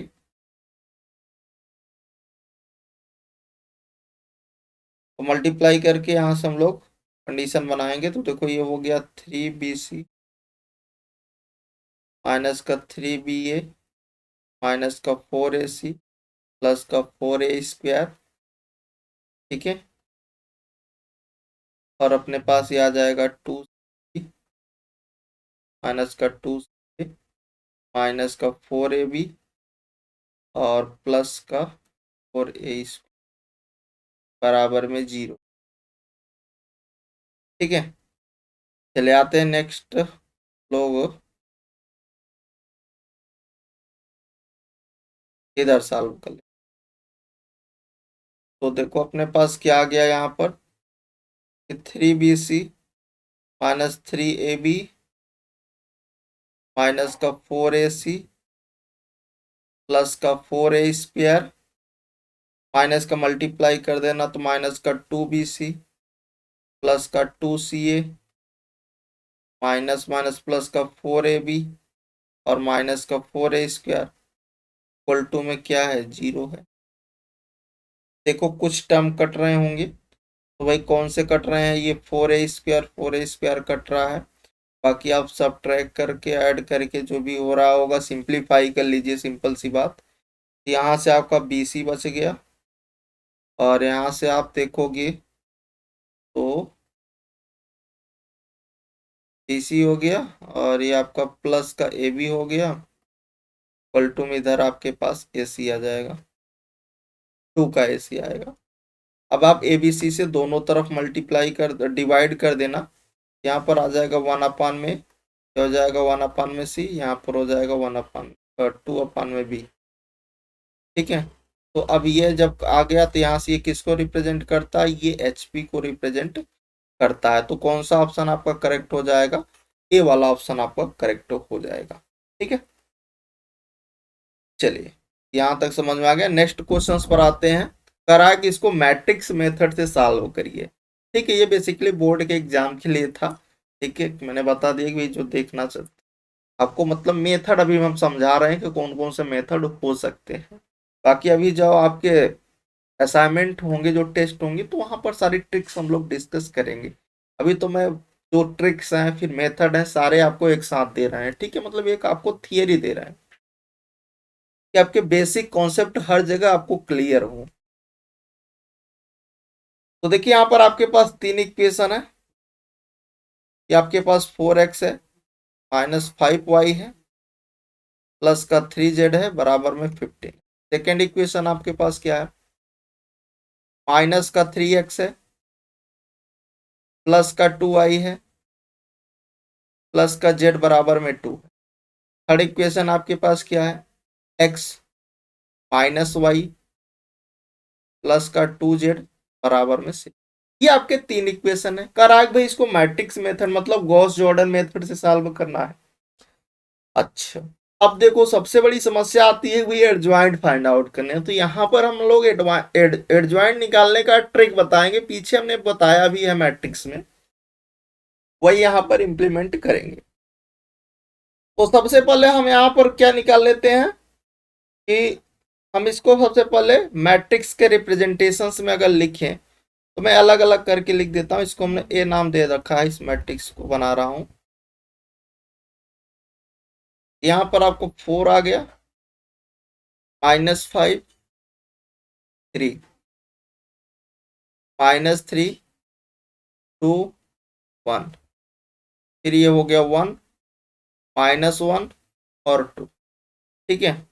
उसके बाद यहाँ पर आता है कैपिटल का एक्स। कैपिटल एक्स क्या होता है, बेसिकली ये होता है स्मॉल में एक्स वाई जेड। फिर आता है इधर आपके पास बी। बी क्या होता है, ये कांस्टेंट हो, तब ये 15 2 और ये 7। एक एक चीज को ध्यान से समझिएगा, बहुत ही इंटरेस्टिंग है, ठीक है। अब सबसे पहले हमारा काम है कि भाई हम क्या करें, सबसे पहले इसका डिटर्मिनेंट निकाल देते हैं। तो अब डिटर्मिनेंट आप निकाल दो। हमने आपको डायरेक्ट मेथड भी बताया है, सारस रूल हमने बताया, सॉरस मेथड। तो यहाँ पर सॉरस मेथड का आप यूज कर सकते हो। क्रॉस मल्टीप्लाई करना, तो यहाँ पर क्या होगा, इन तीनों का एक साथ करना, 4 दूनी 8 दूनी 16 हो गया। फिर आप देखो इन दोनों का करना और इसके साथ, ध्यान दीजिएगा, एक एक करके समझा रहा हूं। इधर से पहले मैं ऐसे और ऐसे किया, फिर देखो इस और इसका किया इसके साथ, तो माइनस और 3 तिहाई 9 हो गया ना, प्लस का 9 आ गया। फिर आप देखो इसका और इसका करना इसके साथ, ठीक है, ध्यान से समझते चलिएगा। ये माइनस का 5 आएगा, फिर आप माइनस लगाना। अब मैं कलर थोड़ा चेंज करके दिखा रहा हूं, ठीक है। तो अब मेरे को इधर से करना है, पहले इसको करना है, इन तीनों को। 3 2 जा 6, सही है। उसके बाद आपको देखना है इन दोनों को कर लेना है इसके साथ, तो 15 दूना 30 हो गया, प्लस का 30 लिख देना। फिर आप देखो इन दोनों को कर देना इसके साथ, तो माइनस का 4। क्या आपको समझ में आया? तो यहां से आपके कैलकुलेशन थोड़ा आसान हो जाते हैं। तो ये आपका 20 हो गया, ये आपका माइनस का 32। जब आप खुद से करने लगोगे तो ये बड़ा ही इंटरेस्टिंग आनंद देगा आपको सॉल्व करने में। तो यहाँ से आपको माइनस का 12 आ गया, डिटर्मिनेंट ऑफ ए की वैल्यू। और ये कैसी वैल्यू है? नॉन जीरो वैल्यू आ गई। तो ठीक है भैया, जब नॉन जीरो आ गया, अगला आपका कदम क्या है? अगला हमारा टास्क है, क्योंकि हमें यहाँ पर पहुंचना है x is equal to A inverse B के पास, तभी तो हमारा काम हो पाएगा। अच्छा, या फिर इसी को हम लोग ये भी लिखते हैं कि capital X is equal to adjoint of A into में बी अपान में डिटर्मिनेंट ऑफ। वह तो काम था कि डिटर्मिनेंट चेक करो कि पहले क्या है। डिटर्मिनेंट आपने चेक किया, नॉन जीरो मतलब यूनिक सोल्यूशन तो है। अब एडजॉइंट निकालने का टास्क है कि भाई एडजॉइंट फाइंड आउट कैसे करें, बड़ा लंबा सा उसमें वो प्रोसेस होता है। ये आप प्रोसेस ध्यान दीजिएगा, बड़े ही आसानी से आप सॉल्व कर पाओगे। लिख रहा हूं कि एडजॉइंट ऑफ ए, यहाँ पर मैं एक मैट्रिक्स बना के अभी इसमें फिल नहीं कर रहा हूँ, अभी ऐसे छोड़ रहा हूँ, बना रहा हूँ, ठीक है। अब यहाँ पर आना, ये जो आपकी मैट्रिक्स थी इसको एज इट इज लिख देना, ठीक है। जैसे है वैसे का लिख देना, जैसे है वैसे लिख देना। मतलब देखो यहाँ पर 4 था, -5 है, 3 है, फिर क्या था? -3 है, 2 है, 1 है, फिर क्या है? 1 है, -1 है और 2 है। जैसे मैट्रिक्स थी वैसे लिख देना। एडजॉइंट निकालने जा रहे हैं, ध्यान दीजिएगा। उसके बाद आपको क्या करना है? यहां पर आना है, ये C1 कॉलम है, ये C2 कॉलम है। C1 और C2 कॉलम को इसके आगे लिख देना, मतलब फिर से लिख देना 4 -3 1 -5 2 और -1, ठीक है। यहां तक आपने लिख दिया, मतलब पहले मैट्रिक्स को लिख देना, फिर वहां से उस मैट्रिक्स के C1 और C2 कॉलम को उसके आगे लिख देना। फिर आप देखो ये आपके पास ये जो आया, ये क्या है? ये R1 रो है और ये R2 रो है। इस R1 और R2 रो के इसके नीचे लिख देना, मतलब देखो ऐसे 4 -5 3 4 -5 -3 2 1 -3 2। उसका अगला काम क्या है? जब आप इतना लिख लेना, यहां तक जब पहुंच जाना, तो फर्स्ट रो और फर्स्ट कॉलम को डिलीट कर देना। फर्स्ट रो फर्स्ट कॉलम को फर्स्ट रो और फर्स्ट कॉलम को डिलीट कर देना। अब जो भी आप यहां पर क्रॉस मल्टीप्लाई करना, हॉरिजेंटल करना और यहां पर वर्टिकल लिखना, करना हॉरिजेंटल, लिखना वर्टिकल। तो अब मल्टीप्लाई करते चलो, क्रॉस 2 2 जा 4 और +1, यहाँ पर 5 आ गया, तो 5 यहाँ लिख देना। करना हॉरिजेंटल, लिखना वर्टिकल, ध्यान देना। 1 और -6, और -6 मतलब +6 हो जाएगा, तो 7 हो गया, तो इधर 7 लिखेंगे। करेंगे हॉरिजेंटल, लिखेंगे वर्टिकल। क्या समझ पा रहे हो क्यों वर्टिकल लिख रहे हैं? क्योंकि जब वहां पर हम एडजॉइंट निकालते थे तो जो मैट्रिक्स आती थी उसका ट्रांसपोज करते थे ना, वही काम यहाँ पर कर रहे हैं डायरेक्ट। तो उसके बाद इधर से ऐसे, इधर से ऐसे, तो 3 - 2 मतलब 1 इधर लिख दिया। फिर आप इसमें करना, इसका इधर इसका इधर, तो -1 +10, तो यहाँ 7 हो गया। सॉल्व करते जाना, ये 8 हो गया, -3 5 आ गया। यहाँ पर इसका करना, -5 + 4 -1 आ गया। फिर इसका करना, -5 -6 -11 हो गया। इधर करना, माइनस का 9 माइनस का 4 माइनस का 13 हो गया। 8 और प्लस -15 माइनस का 7। लो भाई, एडजॉइंट मिल गया। जब एडजॉइंट मिल गया, अब आपका काम तो हो जाएगा। एडजॉइंट आपको मिल गया, अब आप चाहो तो उसका इनवर्स निकाल दो। तो ए इनवर्स पहले निकाल दो। हम अगर इस फॉर्मूले पर रखना चाहें तो ए इनवर्स क्या होगा, या फिर आप ए इनवर्स निकाल देना, या फिर आप adjoint of A into B कर देना, दोनों आप कर सकते हो। तो हम यहाँ पर ए इनवर्स निकाल दे रहे हैं, तो ए इनवर्स क्या होगा, एडजॉइंट ऑफ ए अपान में डिटर्मिनेंट ऑफ ए। तो डिटर्मिनेंट -12 है, तो कितना हो जाएगा, -1/12। मैट्रिक्स ऑफ यहाँ पर जो आया है वो 5 7 -11 7 5 -13 1 -1 -6। क्या यहाँ तक आप सहमत हो बात से? अब और आगे बढ़ते हैं। हमें क्या चाहिए, x = ए इनवर्स में b चाहिए। सही है। अब ये कैसे मिलेगा, ये आपका x इनवर्स तो मिल गया ना, a इनवर्स तो मिल गया, कितना, -1/12 डिटर्मिनेंट ऑफ, और b आपके पास क्या है, b आपका जो वहां पर कांस्टेंट थे, 15 था, 2 था, और यहाँ 7 था। ये कितना आया, ये आया आपके पास 5 7 -11 7 5 -13, यहाँ था 1 -1, ये 7 है, और ये था -7। अब आप देखो, इधर से ऐसे, इधर से ऐसे, ठीक है, ये -1/12। अब देखो यहाँ पर ये भी आपको पता होना चाहिए कि ये 3x3 की मैट्रिक्स है, और ये 3x1 की, इसमें 3 रो 1 कॉलम, इसमें 3 रो 3 कॉलम है। अब जब हम इन दोनों का मल्टीप्लाई तभी संभव है जब इसका कॉलम इसके रो के बराबर हो। तो यहाँ पर कितने का, 3x1 का मैट्रिक्स बनने वाला है। अब मैट्रिक्स से मल्टीप्लाई करके लिखो, तो आपके पास ये 75 हो गया, और ये आपका 2 है, तो प्लस का 14 हो गया, और माइनस का 77 हो गया। सेकेंड आप रो का फर्स्ट कॉलम के साथ करोगे, ये हो गया 105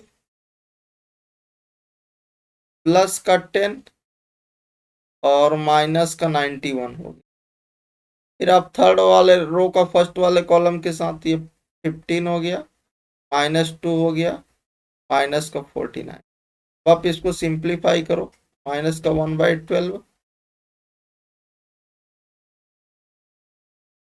ये हो गया आपका 89 -77, ये हो गया 115 -91, ये हो गया 15 -51। और आगे इसको सिंप्लीफाई करो, माइनस का 1/12, यहाँ पर कितना आ जाएगा, ये हो जाएगा 12, ये हो गया 24, ये हो गया माइनस का 36। मल्टीप्लाई कर देना। तो जैसे आप मल्टीप्लाई करोगे, ये आपके पास क्या होगा, कैपिटल एक्स की वैल्यू रख देना, कैपिटल स्मॉल XYZ हो गए। यहाँ पर मल्टीप्लाई जब आप कर दोगे तो ये माइनस का 1 हो गया, ये माइनस का 2, और ये 3। यहाँ से वैल्यू आ गई, एक्स की वैल्यू -1, वाई की वैल्यू -2, और जेड की वैल्यू 3। ठीक है, तो आप इसको डिटर्मिनेंट के मेथड से ऐसे सॉल्व कर, ठीक है, डिटर्मिनेंट के मेथड से by the Gauss Jordan method आप ऐसे इजिली उसको सॉल्व करना, ठीक है। वहां पर जो C11 C12 निकालते थे वो और बड़ा हो जाएगा, तो आप प्रयास करिएगा कि इस मेथड का यूज कर लेना। बेसिकली ये बोर्ड एग्जाम में आपको यूज करना है, वो भी C1 C2 वाला लगाना, ठीक है। जब ना आए तो आप इसको लगा चेक करने के लिए, आप इसको एडजॉइंट आप चेक करना है तो ये वाला मेथड से आप चेक कर लेना कि क्या जो हमने निकाला है वो एक्चुअल में सही है या नहीं सही, ठीक है। बाकी हम लोग कंपटीशंस की यहाँ पर हम लोग कवर कर रहे हैं लाइक थियरी, तो हम वहां पर क्या यूज करेंगे, क्रैमर रूल्स का यूज करेंगे, एक हमने बता दिया। चलिए नेक्स्ट हम लोग आते हैं प्रॉपर्टी पर। डिफरेंशिएशन ऑफ डिटरमिनेंट, किसी भी डिटरमिनेंट का हम लोग डिफरेंशिएशन कैसे करें। मान लो हमारे पास यहाँ पर एक डिटरमिनेंट है capital F of X is equal to कुछ इस तरह से है, ठीक है। और ये सारे के सारे क्या है, यहाँ पर ये सारे के सारे वेरिएबल्स है, कांस्टेंट कोई नहीं है, ठीक है। तो हमें यहाँ पर जब हम इसका डिफरेंशिएशन करेंगे तो फर्स्ट वाले में सबसे पहले देखिए ये आपकी R1 रो है, ये आपकी R2 रो है, और ये आपकी R3 रो है। तो सबसे पहले मतलब या तो हम किसी एक रो में करेंगे या फिर हम किसी एक कॉलम में करेंगे फर्स्ट में, ठीक है। तो मान लो अगर मैं R1 के साथ कर रहा हूं तो इसका differentiation F dash with respect to X कर रहे हैं, F2 डैश F3 डैश, ठीक है। फिर आप प्लस लगाना, फिर आप क्या करोगे, ये फर्स्ट और थर्ड वाले फिक्स कर देना, सेकेंड वाले के साथ करना, ठीक है। G1 dash G2 dash G3 dash, ठीक है। फिर आप प्लस लगाना, फिर लास्ट वाले के साथ H1 डैश H2 डैश, ठीक है। क्या आप समझ पा रहे हो, प्लस प्लस करके, क्योंकि यहाँ पर सारे के सारे वेरिएबल्स है। ये तो मैंने रो वाइज बता दिया। अब अगर इसको कॉलम वाइज आप डिफ्रेंशिएट कर रहे हो तो नीचे फर्स्ट वाले पहले कॉलम में करना है F1 dash G1 dash H1 dash, बाकी दो को फिक्स करना, फिर फर्स्ट और थर्ड को फिक्स कर देना, सेकेंड वाले के साथ कर देना F2 dash G2 dash H2 dash, फिर आप थर्ड वाले के साथ करना तो फर्स्ट और सेकेंड को फिक्स कर देना F3 dash G3 dash H3। क्या आप समझ पा रहे हैं। तो यहाँ पर क्वेश्चन है कि find the coefficient of x in the determinant, ठीक है। इसको हम लोग यहाँ पर नाम दे देते हैं this is for F of X, और हम लोग ये जानते हैं कि we know that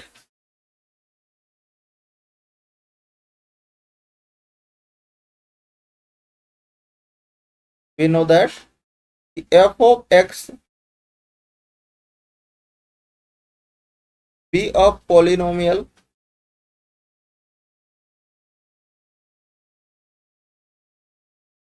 in X, then the coefficient of x की power n in F of X is equal to क्या होता है आपके पास, वो होता है कि 1 में पावर का फैक्टोरियल, ठीक है। उसके बाद होता है एफ एन जीरो, यहाँ पर एन किसको, उसके डेरिवेटिव को, ठीक है। वैल्यू वहां पर क्या रखना होता है, जीरो। अब देखो अगर ये एफ ऑफ एक्स इसका हमें डेरिवेटिव करना है विथ रिस्पेक्ट हम लोग रो वाइज करेंगे, तो अगर हम लोग यहाँ पर एफ डैश एक्स की बात करें तो सबसे पहले देखो आपके पास क्या होगा, रो में कर रहे हैं तो दिस पहले पावर आएगा साइड में A1 B1 1 plus x, A1 B1 -1 आएगा। फिर यहाँ पर क्या होगा, A1 B2 1 प्लस का एक्स, A1 B2 माइनस का 1 आएगा। फिर अगला वाला आपके पास क्या होगा, A1 B3 1 प्लस एक्स की पावर में A1 B3 -1 आएगा। अगले वाले में इन दोनों को फिक्स रखना है, मतलब 1 प्लस का एक्स रहने वाला है, यहाँ पर आएगा A2 B1, और ये आ जाएगा 1 प्लस का एक्स A2 B2, ये आ गया 1 प्लस का एक्स A2 B3, ठीक है। फिर आपके पास क्या होगा, ये भी फिक्स रहने वाला है 1 प्लस का एक्स A3 B1 1 प्लस का एक्स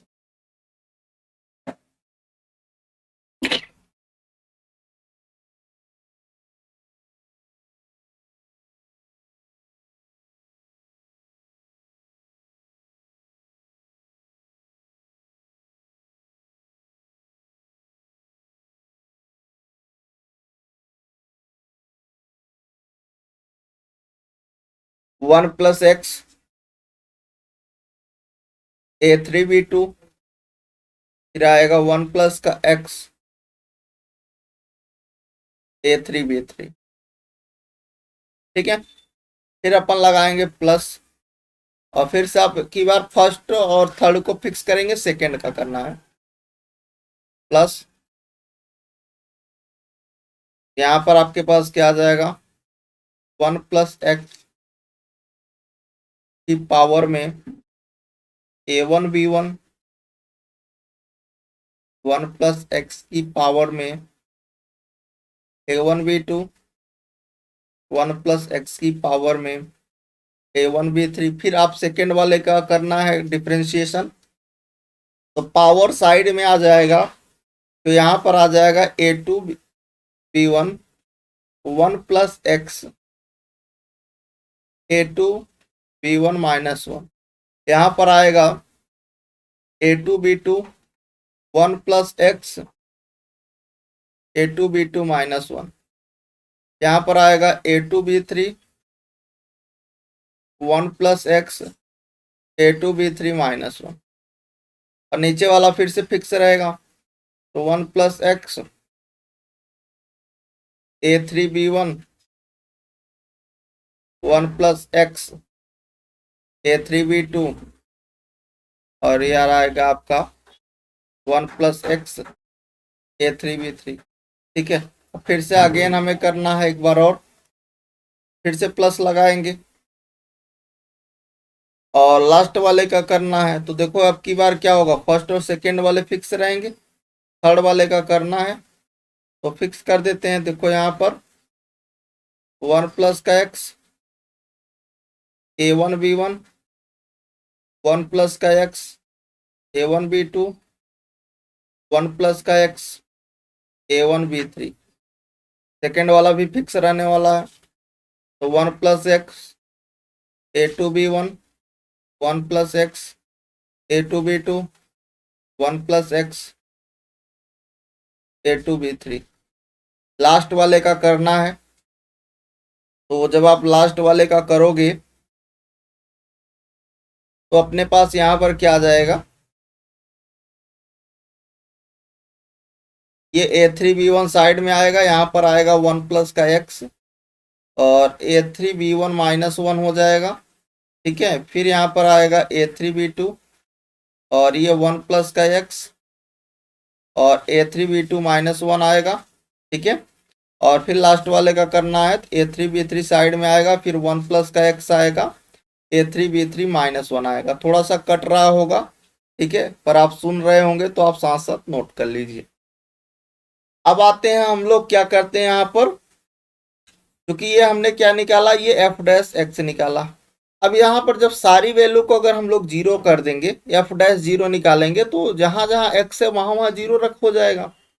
तो देखो अपने पास बचेगा क्या, जैसे अपन एफ डैश जीरो करेंगे तो जहां जहां एक्स होगा 1 प्लस एक्स वाला तो वो जीरो हो जाएंगे। तो सबसे पहले बचेगा फर्स्ट वाले में A1B1, फिर बचेगा A1B2 और फिर बचेगा A1B3। ठीक है, बाकी ये सारे के सारे क्या होंगे, जैसे जीरो रखोगे यहाँ 1 1 आ जाएंगे, 1 1 1, फिर से 1, फिर से 1। ठीक है, फिर अगला वाले में जाएंगे, ये ऊपर वाला 1 1 1 रहेगा, नीचे वाला 1 1 1 रहेगा, बीच वाले में चेंजमेंट होगा, यहाँ पर आएगा A2B1 बचेगा, यहाँ पर A2B2 बचेगा, यहाँ पर A2B3 बचेगा। ठीक है, फिर जब थर्ड वाला का देखोगे वहां पर देखो फर्स्ट वाले और सेकंड वाले फिक्स रहने वाले हैं। थर्ड वाले में क्या आएगा, A3B1, A3B2 और A3B3। अब देखो यहाँ पर दो रो आइडेंटिकल हैं, दो रो आइडेंटिकल हैं, टू रो आर आइडेंटिकल।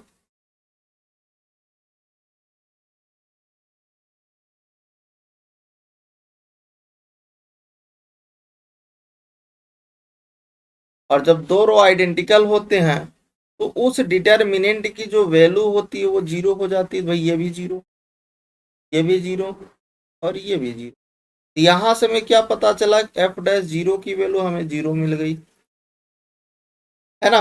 हमें क्या चाहिए, हमें चाहिए कोफिशिएंट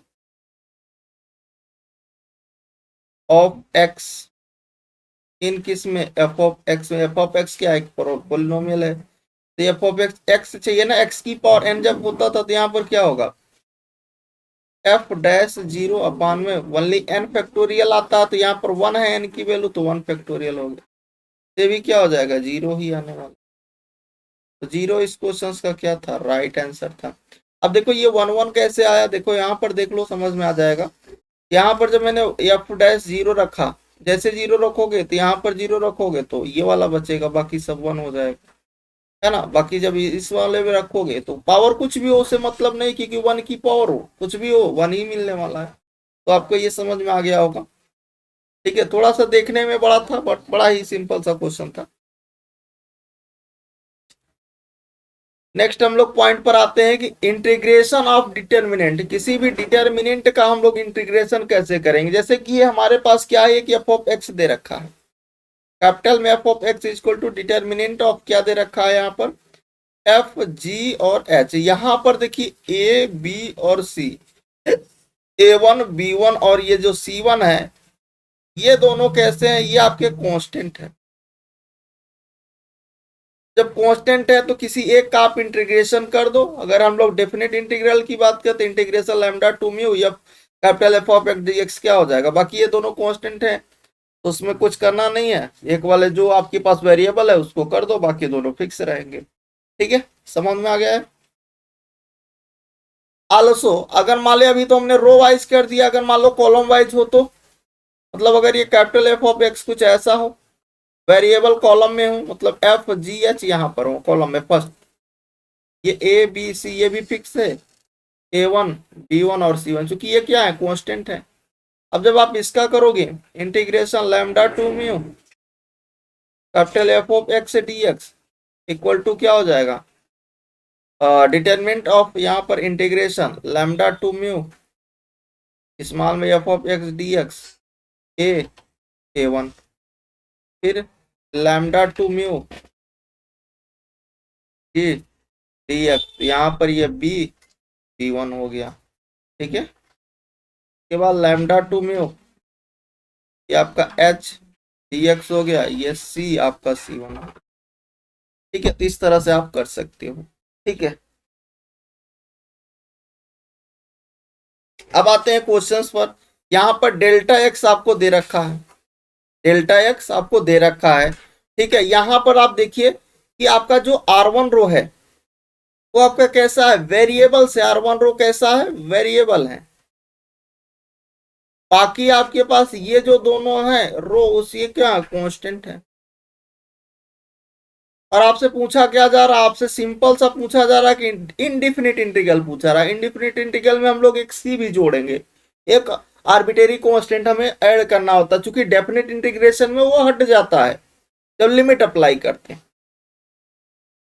तो del of X D X आपके पास क्या होगा, इसका आप इंटीग्रेशन कर दीजिएगा, यहाँ पर क्या हो जाएगा, एक्स क्यूब बाई थ्री हो जाएगा, ये ई की पावर एक्स ही रहने वाला, कास का साइन एक्स हो जाएगा, बाकी ये फिक्स ही रहने वाले हैं, थ्री माइनस टू और ये सेवन हो गया, ये जीरो है, ये फाइव है और ये 11 है, और एक आर्बिट्रेरी कांस्टेंट इसमें ऐड कर देंगे, ठीक है। तो ये इस इंटीग्रल की क्या हो जाएगी, वैल्यू हो जाएगी।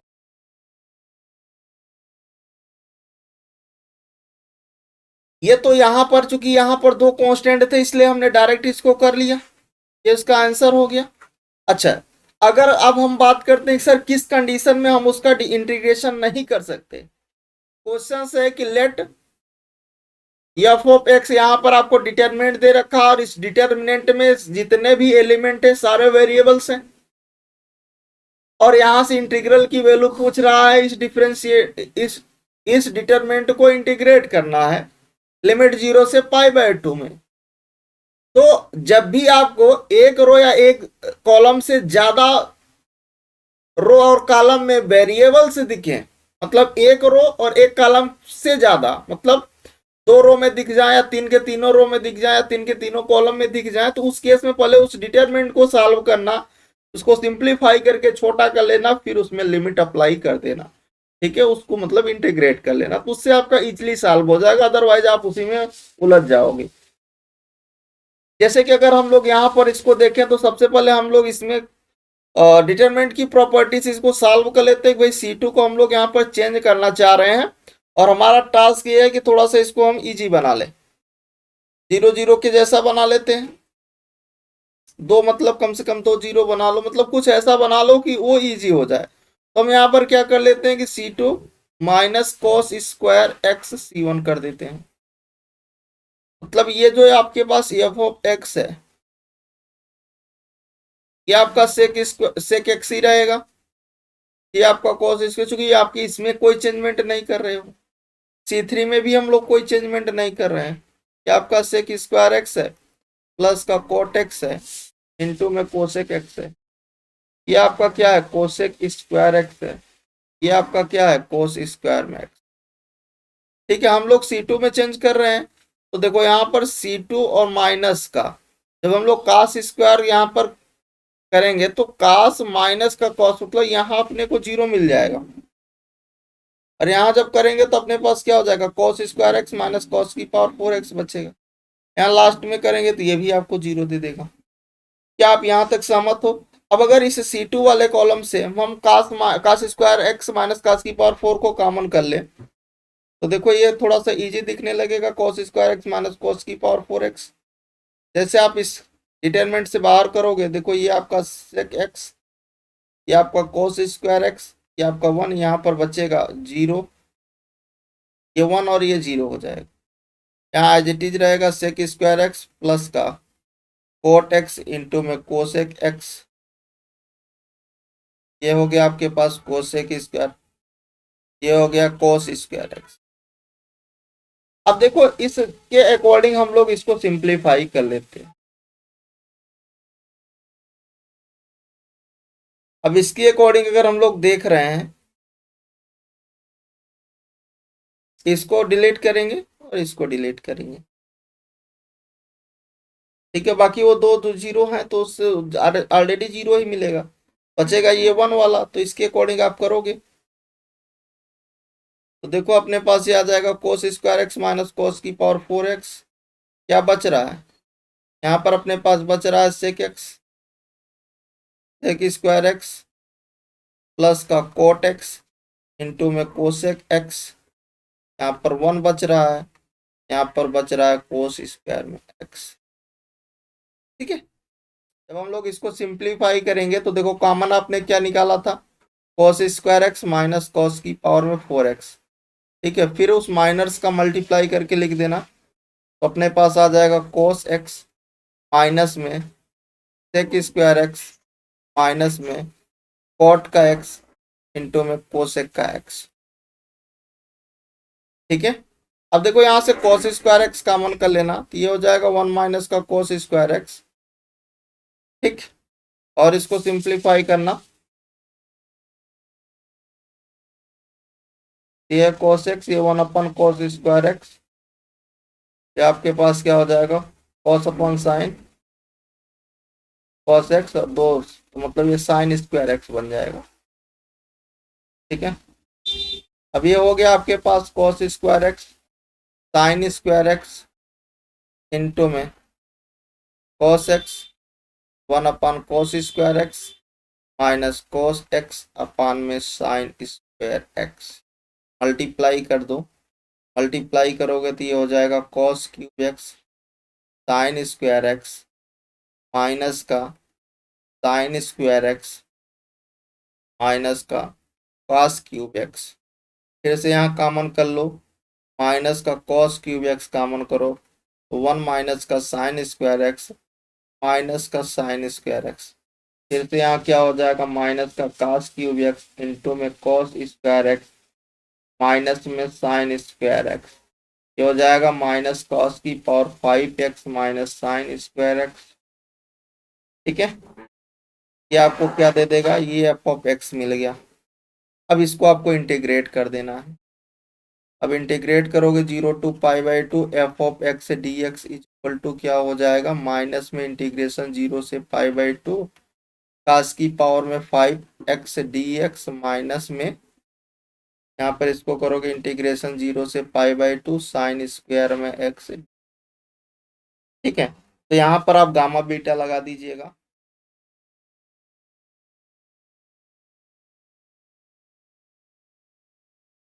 हम यहाँ पर गामा बीटा लगाएंगे, तो ये आपका अप्लीकेबल होता है इंटीग्रेशन 0 to π/2 पर साइन की पावर पी एक्स कास की पावर क्यू एक्स की जो वैल्यू होती है gamma P plus 1/2 gamma Q plus 1/2 अपान में 2 gamma P plus Q plus 2/2, ये फार्मूला होता है। अलग अलग करके सॉल्व कर लो। तो सबसे पहले अगर मैं निकालूँ कि integration 0 to π/2 sine square X D X क्या होगा, इसको जैसे सिंप्लीफाई करोगे, क्योंकि कास वाला टर्म नहीं है ना, तो कास वाले टर्म को जीरो कर लेना, जीरो कर लेना, तो क्यू की वैल्यू जीरो रखोगे, है ना। तो इसको ऐसा भी लिख सकते हैं कि इंटीग्रेशन 0 से π/2 साइन स्क्वायर एक्स कर ले और कास की पावर 0 x कर ले इंटू टी। अब समझ में आ रहा है क्या? अब देखो यहाँ पर p plus gamma p plus मतलब 3/2 क्यू प्लस मतलब 1/2 अपान में 2 गामा, दोनों का सम p प्लस क्यू, तो 2 और 0 प्लस 2 मतलब 4/2।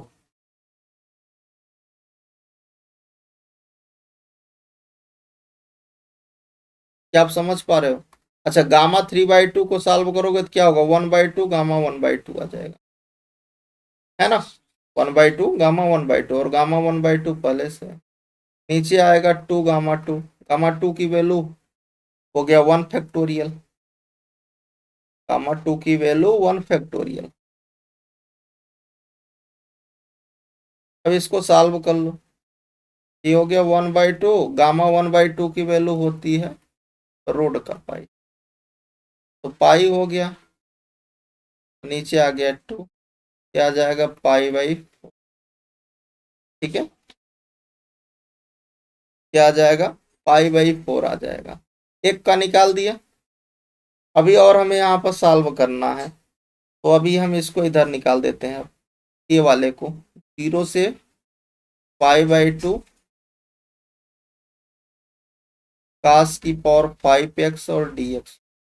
साइन वाला नहीं है, साइन वाला नहीं है तो अपने पास क्या आ जाएगा, गामा का 1/2 आ जाएगा, यहाँ पर 5 मतलब गामा का 3 आ जाएगा, नीचे दोनों का सम आ जाएगा 7/2।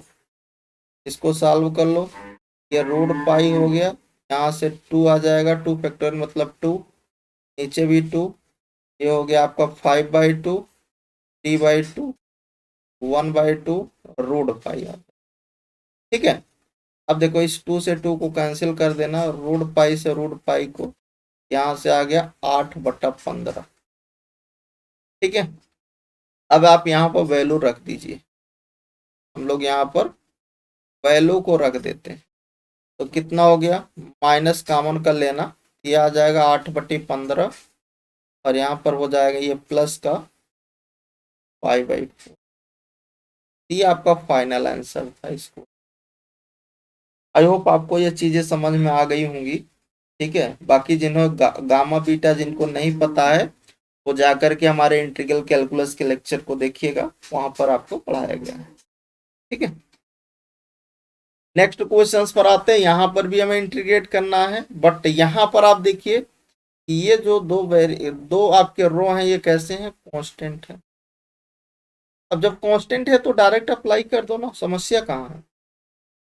जब कांस्टेंट है तो डायरेक्ट अप्लाई कर दो, तो हमें इंटीग्रेट करना है, इंटीग्रेशन 0 से π/2 f(x) dx is equal to, इसको भी इंटीग्रेट कर, ये इंटीग्रेशन 0 से π/2 साइन की पावर 5x इंटू में dx, इंटीग्रेशन 0 से π/2 ln में साइन x dx, इंटीग्रेशन 0 से π/2 रोड का साइन x dx अपान में रोड का साइन x प्लस रोड का cos x। बाकी जो जैसा है वैसे लिख दो, n है summation of k equal to 1 to n, तो k है, यहाँ पर प्रोडक्ट ऑफ है k equal to 1 to n, तो में k यह है आपका 8/15, यह है π/2 ln 1/2, यह है π/। अब देखो 1/1 करके इसकी वैल्यू आप निकालोगे, इंटीग्रेशन 0 से π/2 साइन की पावर 5x dx ये बराबर होगा इंटीग्रेशन 0 से π/2 कास की पावर 5x dx के। की वैल्यू आएगी कितनी, 8/15। अभी आपने सॉल्व किया, कैसे निकाला, गामा बीटा लगाया था ना,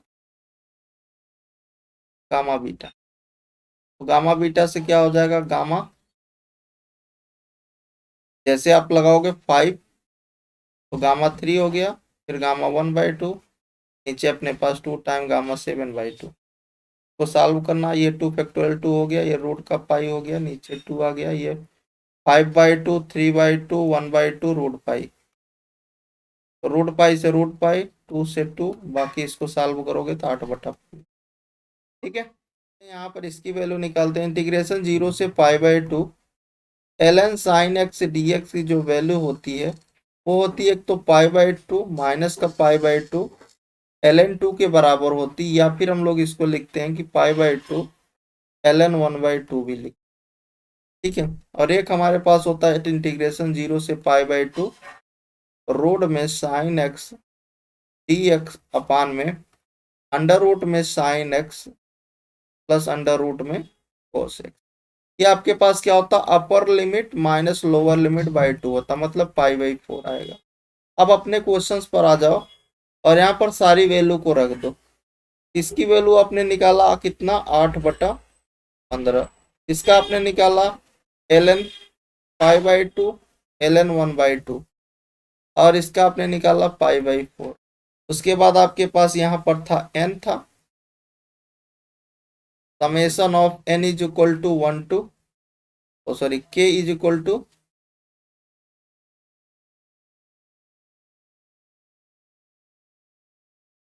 यहाँ पर आपके पास क्या था, summation of k is equal to 1 to n into यहाँ k था, फिर यहाँ था product of k is equal to 1 to n into में k था। ये आपके पास आ रहा था नीचे 8/15 π/2 ln 1/2 और यहाँ π/4। ये किसकी वैल्यू है, ये है इंटीग्रेशन 0 से π/2 f ऑफ x dx। अब देखो यहाँ पर ये r1 है, ये आपकी r3, ये दोनों कैसे हो गए, आइडेंटिकल हो गए। और जब ये दोनों आइडेंटिकल हो गए, इस डिटर्मिनेंट की जो वैल्यू है वो क्या हो गई, तो इंटीग्रेशन 0 से π/2 f ऑफ x dx की जो वैल्यू होगी वो 0 होगी। तो 0 इस क्वेश्चन का क्या हो गया, राइट आंसर हो गया। आई होप आपको समझ में आ गया होगा। चलिए नेक्स्ट हम लोग आते हैं, हमें यहाँ पर सिग्मा और प्रोडक्ट, यहाँ पर ये प्रोडक्ट का, ये आपके पास समेशन सम का साइन है, ये आपका प्रोडक्ट है, प्रोडक्ट इन डिटर्मिनेंट।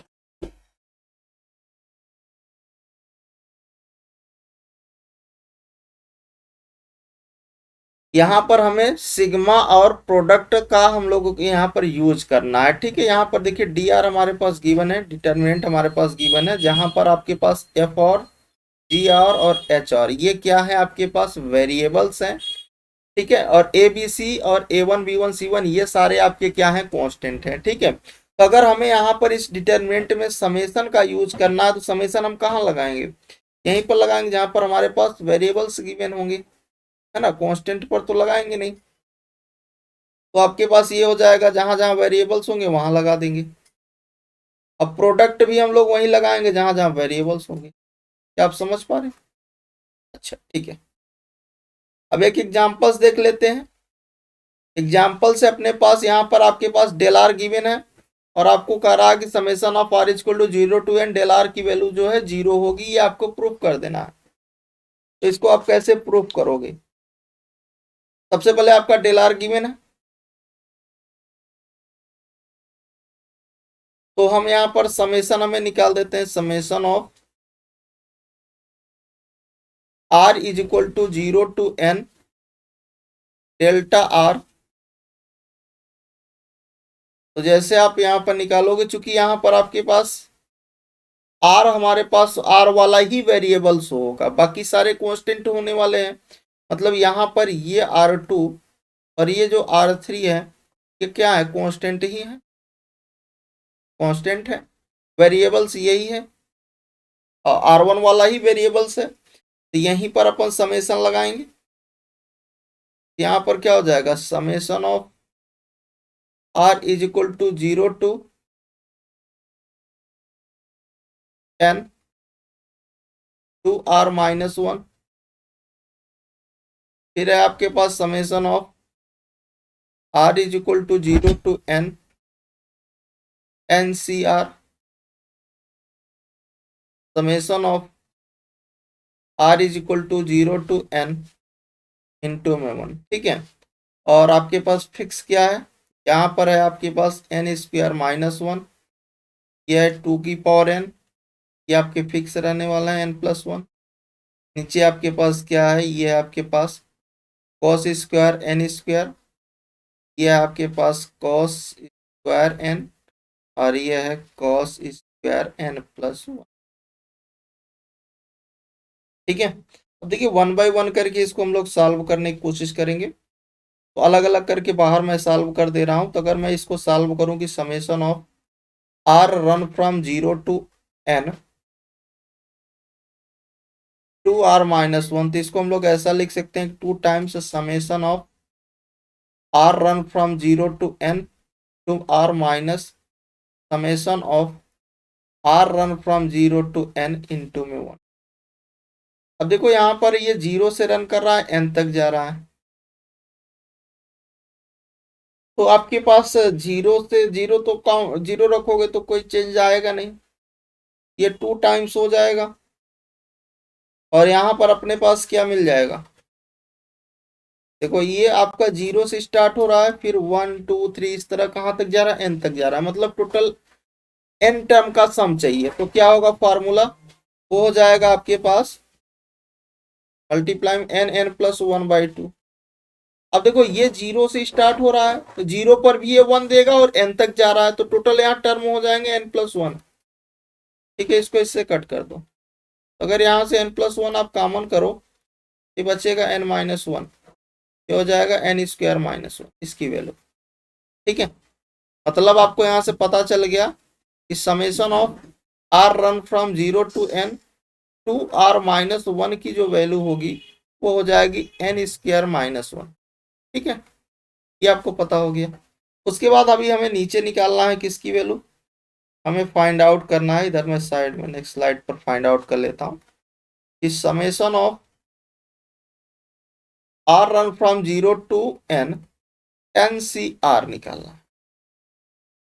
तो इसको कैसे निकालोगे, इसको हम लोग सिंप्लीफाई कर लेते हैं। देखो अगर जैसे वैल्यू रखेंगे, ये हो गया NC0 NC1 NC2 up to last में क्या आएगा NCN, लास्ट में क्या आएगा NCN। अब ध्यान दो यहाँ पर कि हम लोग ये जानते हैं कि अगर हम लोग 1 प्लस एक्स की पावर n का एक्सपेंशन करते हैं तो अपने को क्या मिलता है NC0 NC1 इंटू में x आता है, फिर होता है NC2 इंटू में x स्क्वायर प्लस में अप टू NCN x की पावर n। अगर यहाँ पर x की वैल्यू को 1 पुट कर दें तो क्या होगा, 2 की पावर n हो जाएगा, यहाँ पर होगा NC0, फिर आएगा NC1, फिर आएगा NC2 अप टू यहाँ पर क्या होगा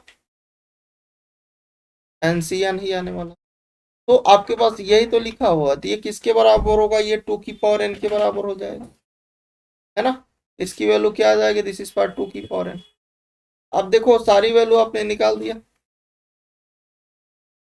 यहाँ पर आप रख दीजिए, जो हम लोग यहाँ पर फिल करेंगे ये आ गया आपके पास कितना n स्क्वायर माइनस 1 आ गया, ये 2 की पावर n आ गया, और यहाँ पर इसकी वैल्यू कितनी आएगी n+1 आएगी। नीचे कितना n स्क्वायर माइनस 1 है, ये 2 की पावर n है, ये भी n+1 है। नीचे ये क्या है आपके पास कॉस स्क्वायर n स्क्वायर है, ये है आपके पास कॉस स्क्वायर n, ये है आपके पास कॉस स्क्वायर n+1। अब देखो इसका ये R1 रो और R2 रो ये आइडेंटिकल हो गए, और जब आइडेंटिकल हो गए इस डिटरमिनेंट की वैल्यू क्या हो गई, 0 हो गई। मतलब आपका जो ये प्रूफ करना था summation of r equal to 0 to n del r की वैल्यू क्या हो गई, 0, ये आपका प्रूफ हो गया। ठीक है,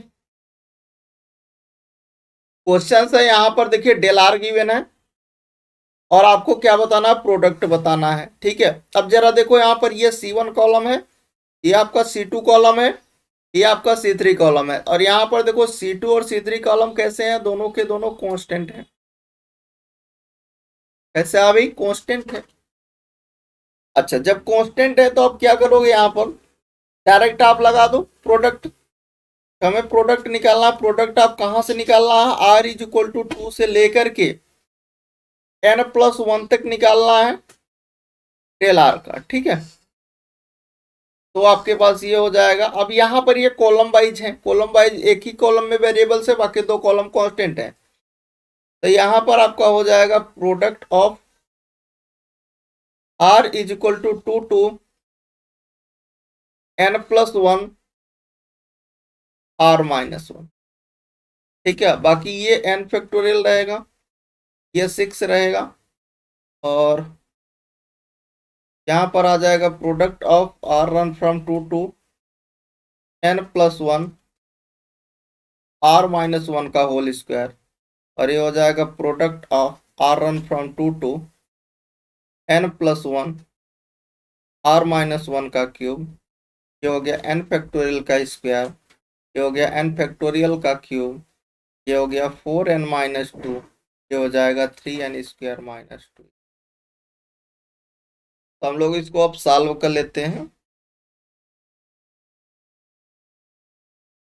देखिए प्रोडक्ट आपको करना है, यहाँ पर 2 से स्टार्टिंग है कि नहीं, तो 2 जैसे यहाँ रखोगे तो 1 आएगा, प्रोडक्ट का साइन है तो प्रोडक्ट होगा 1 2 3, लास्ट आपको कहाँ तक जाना है, n तक जाना है।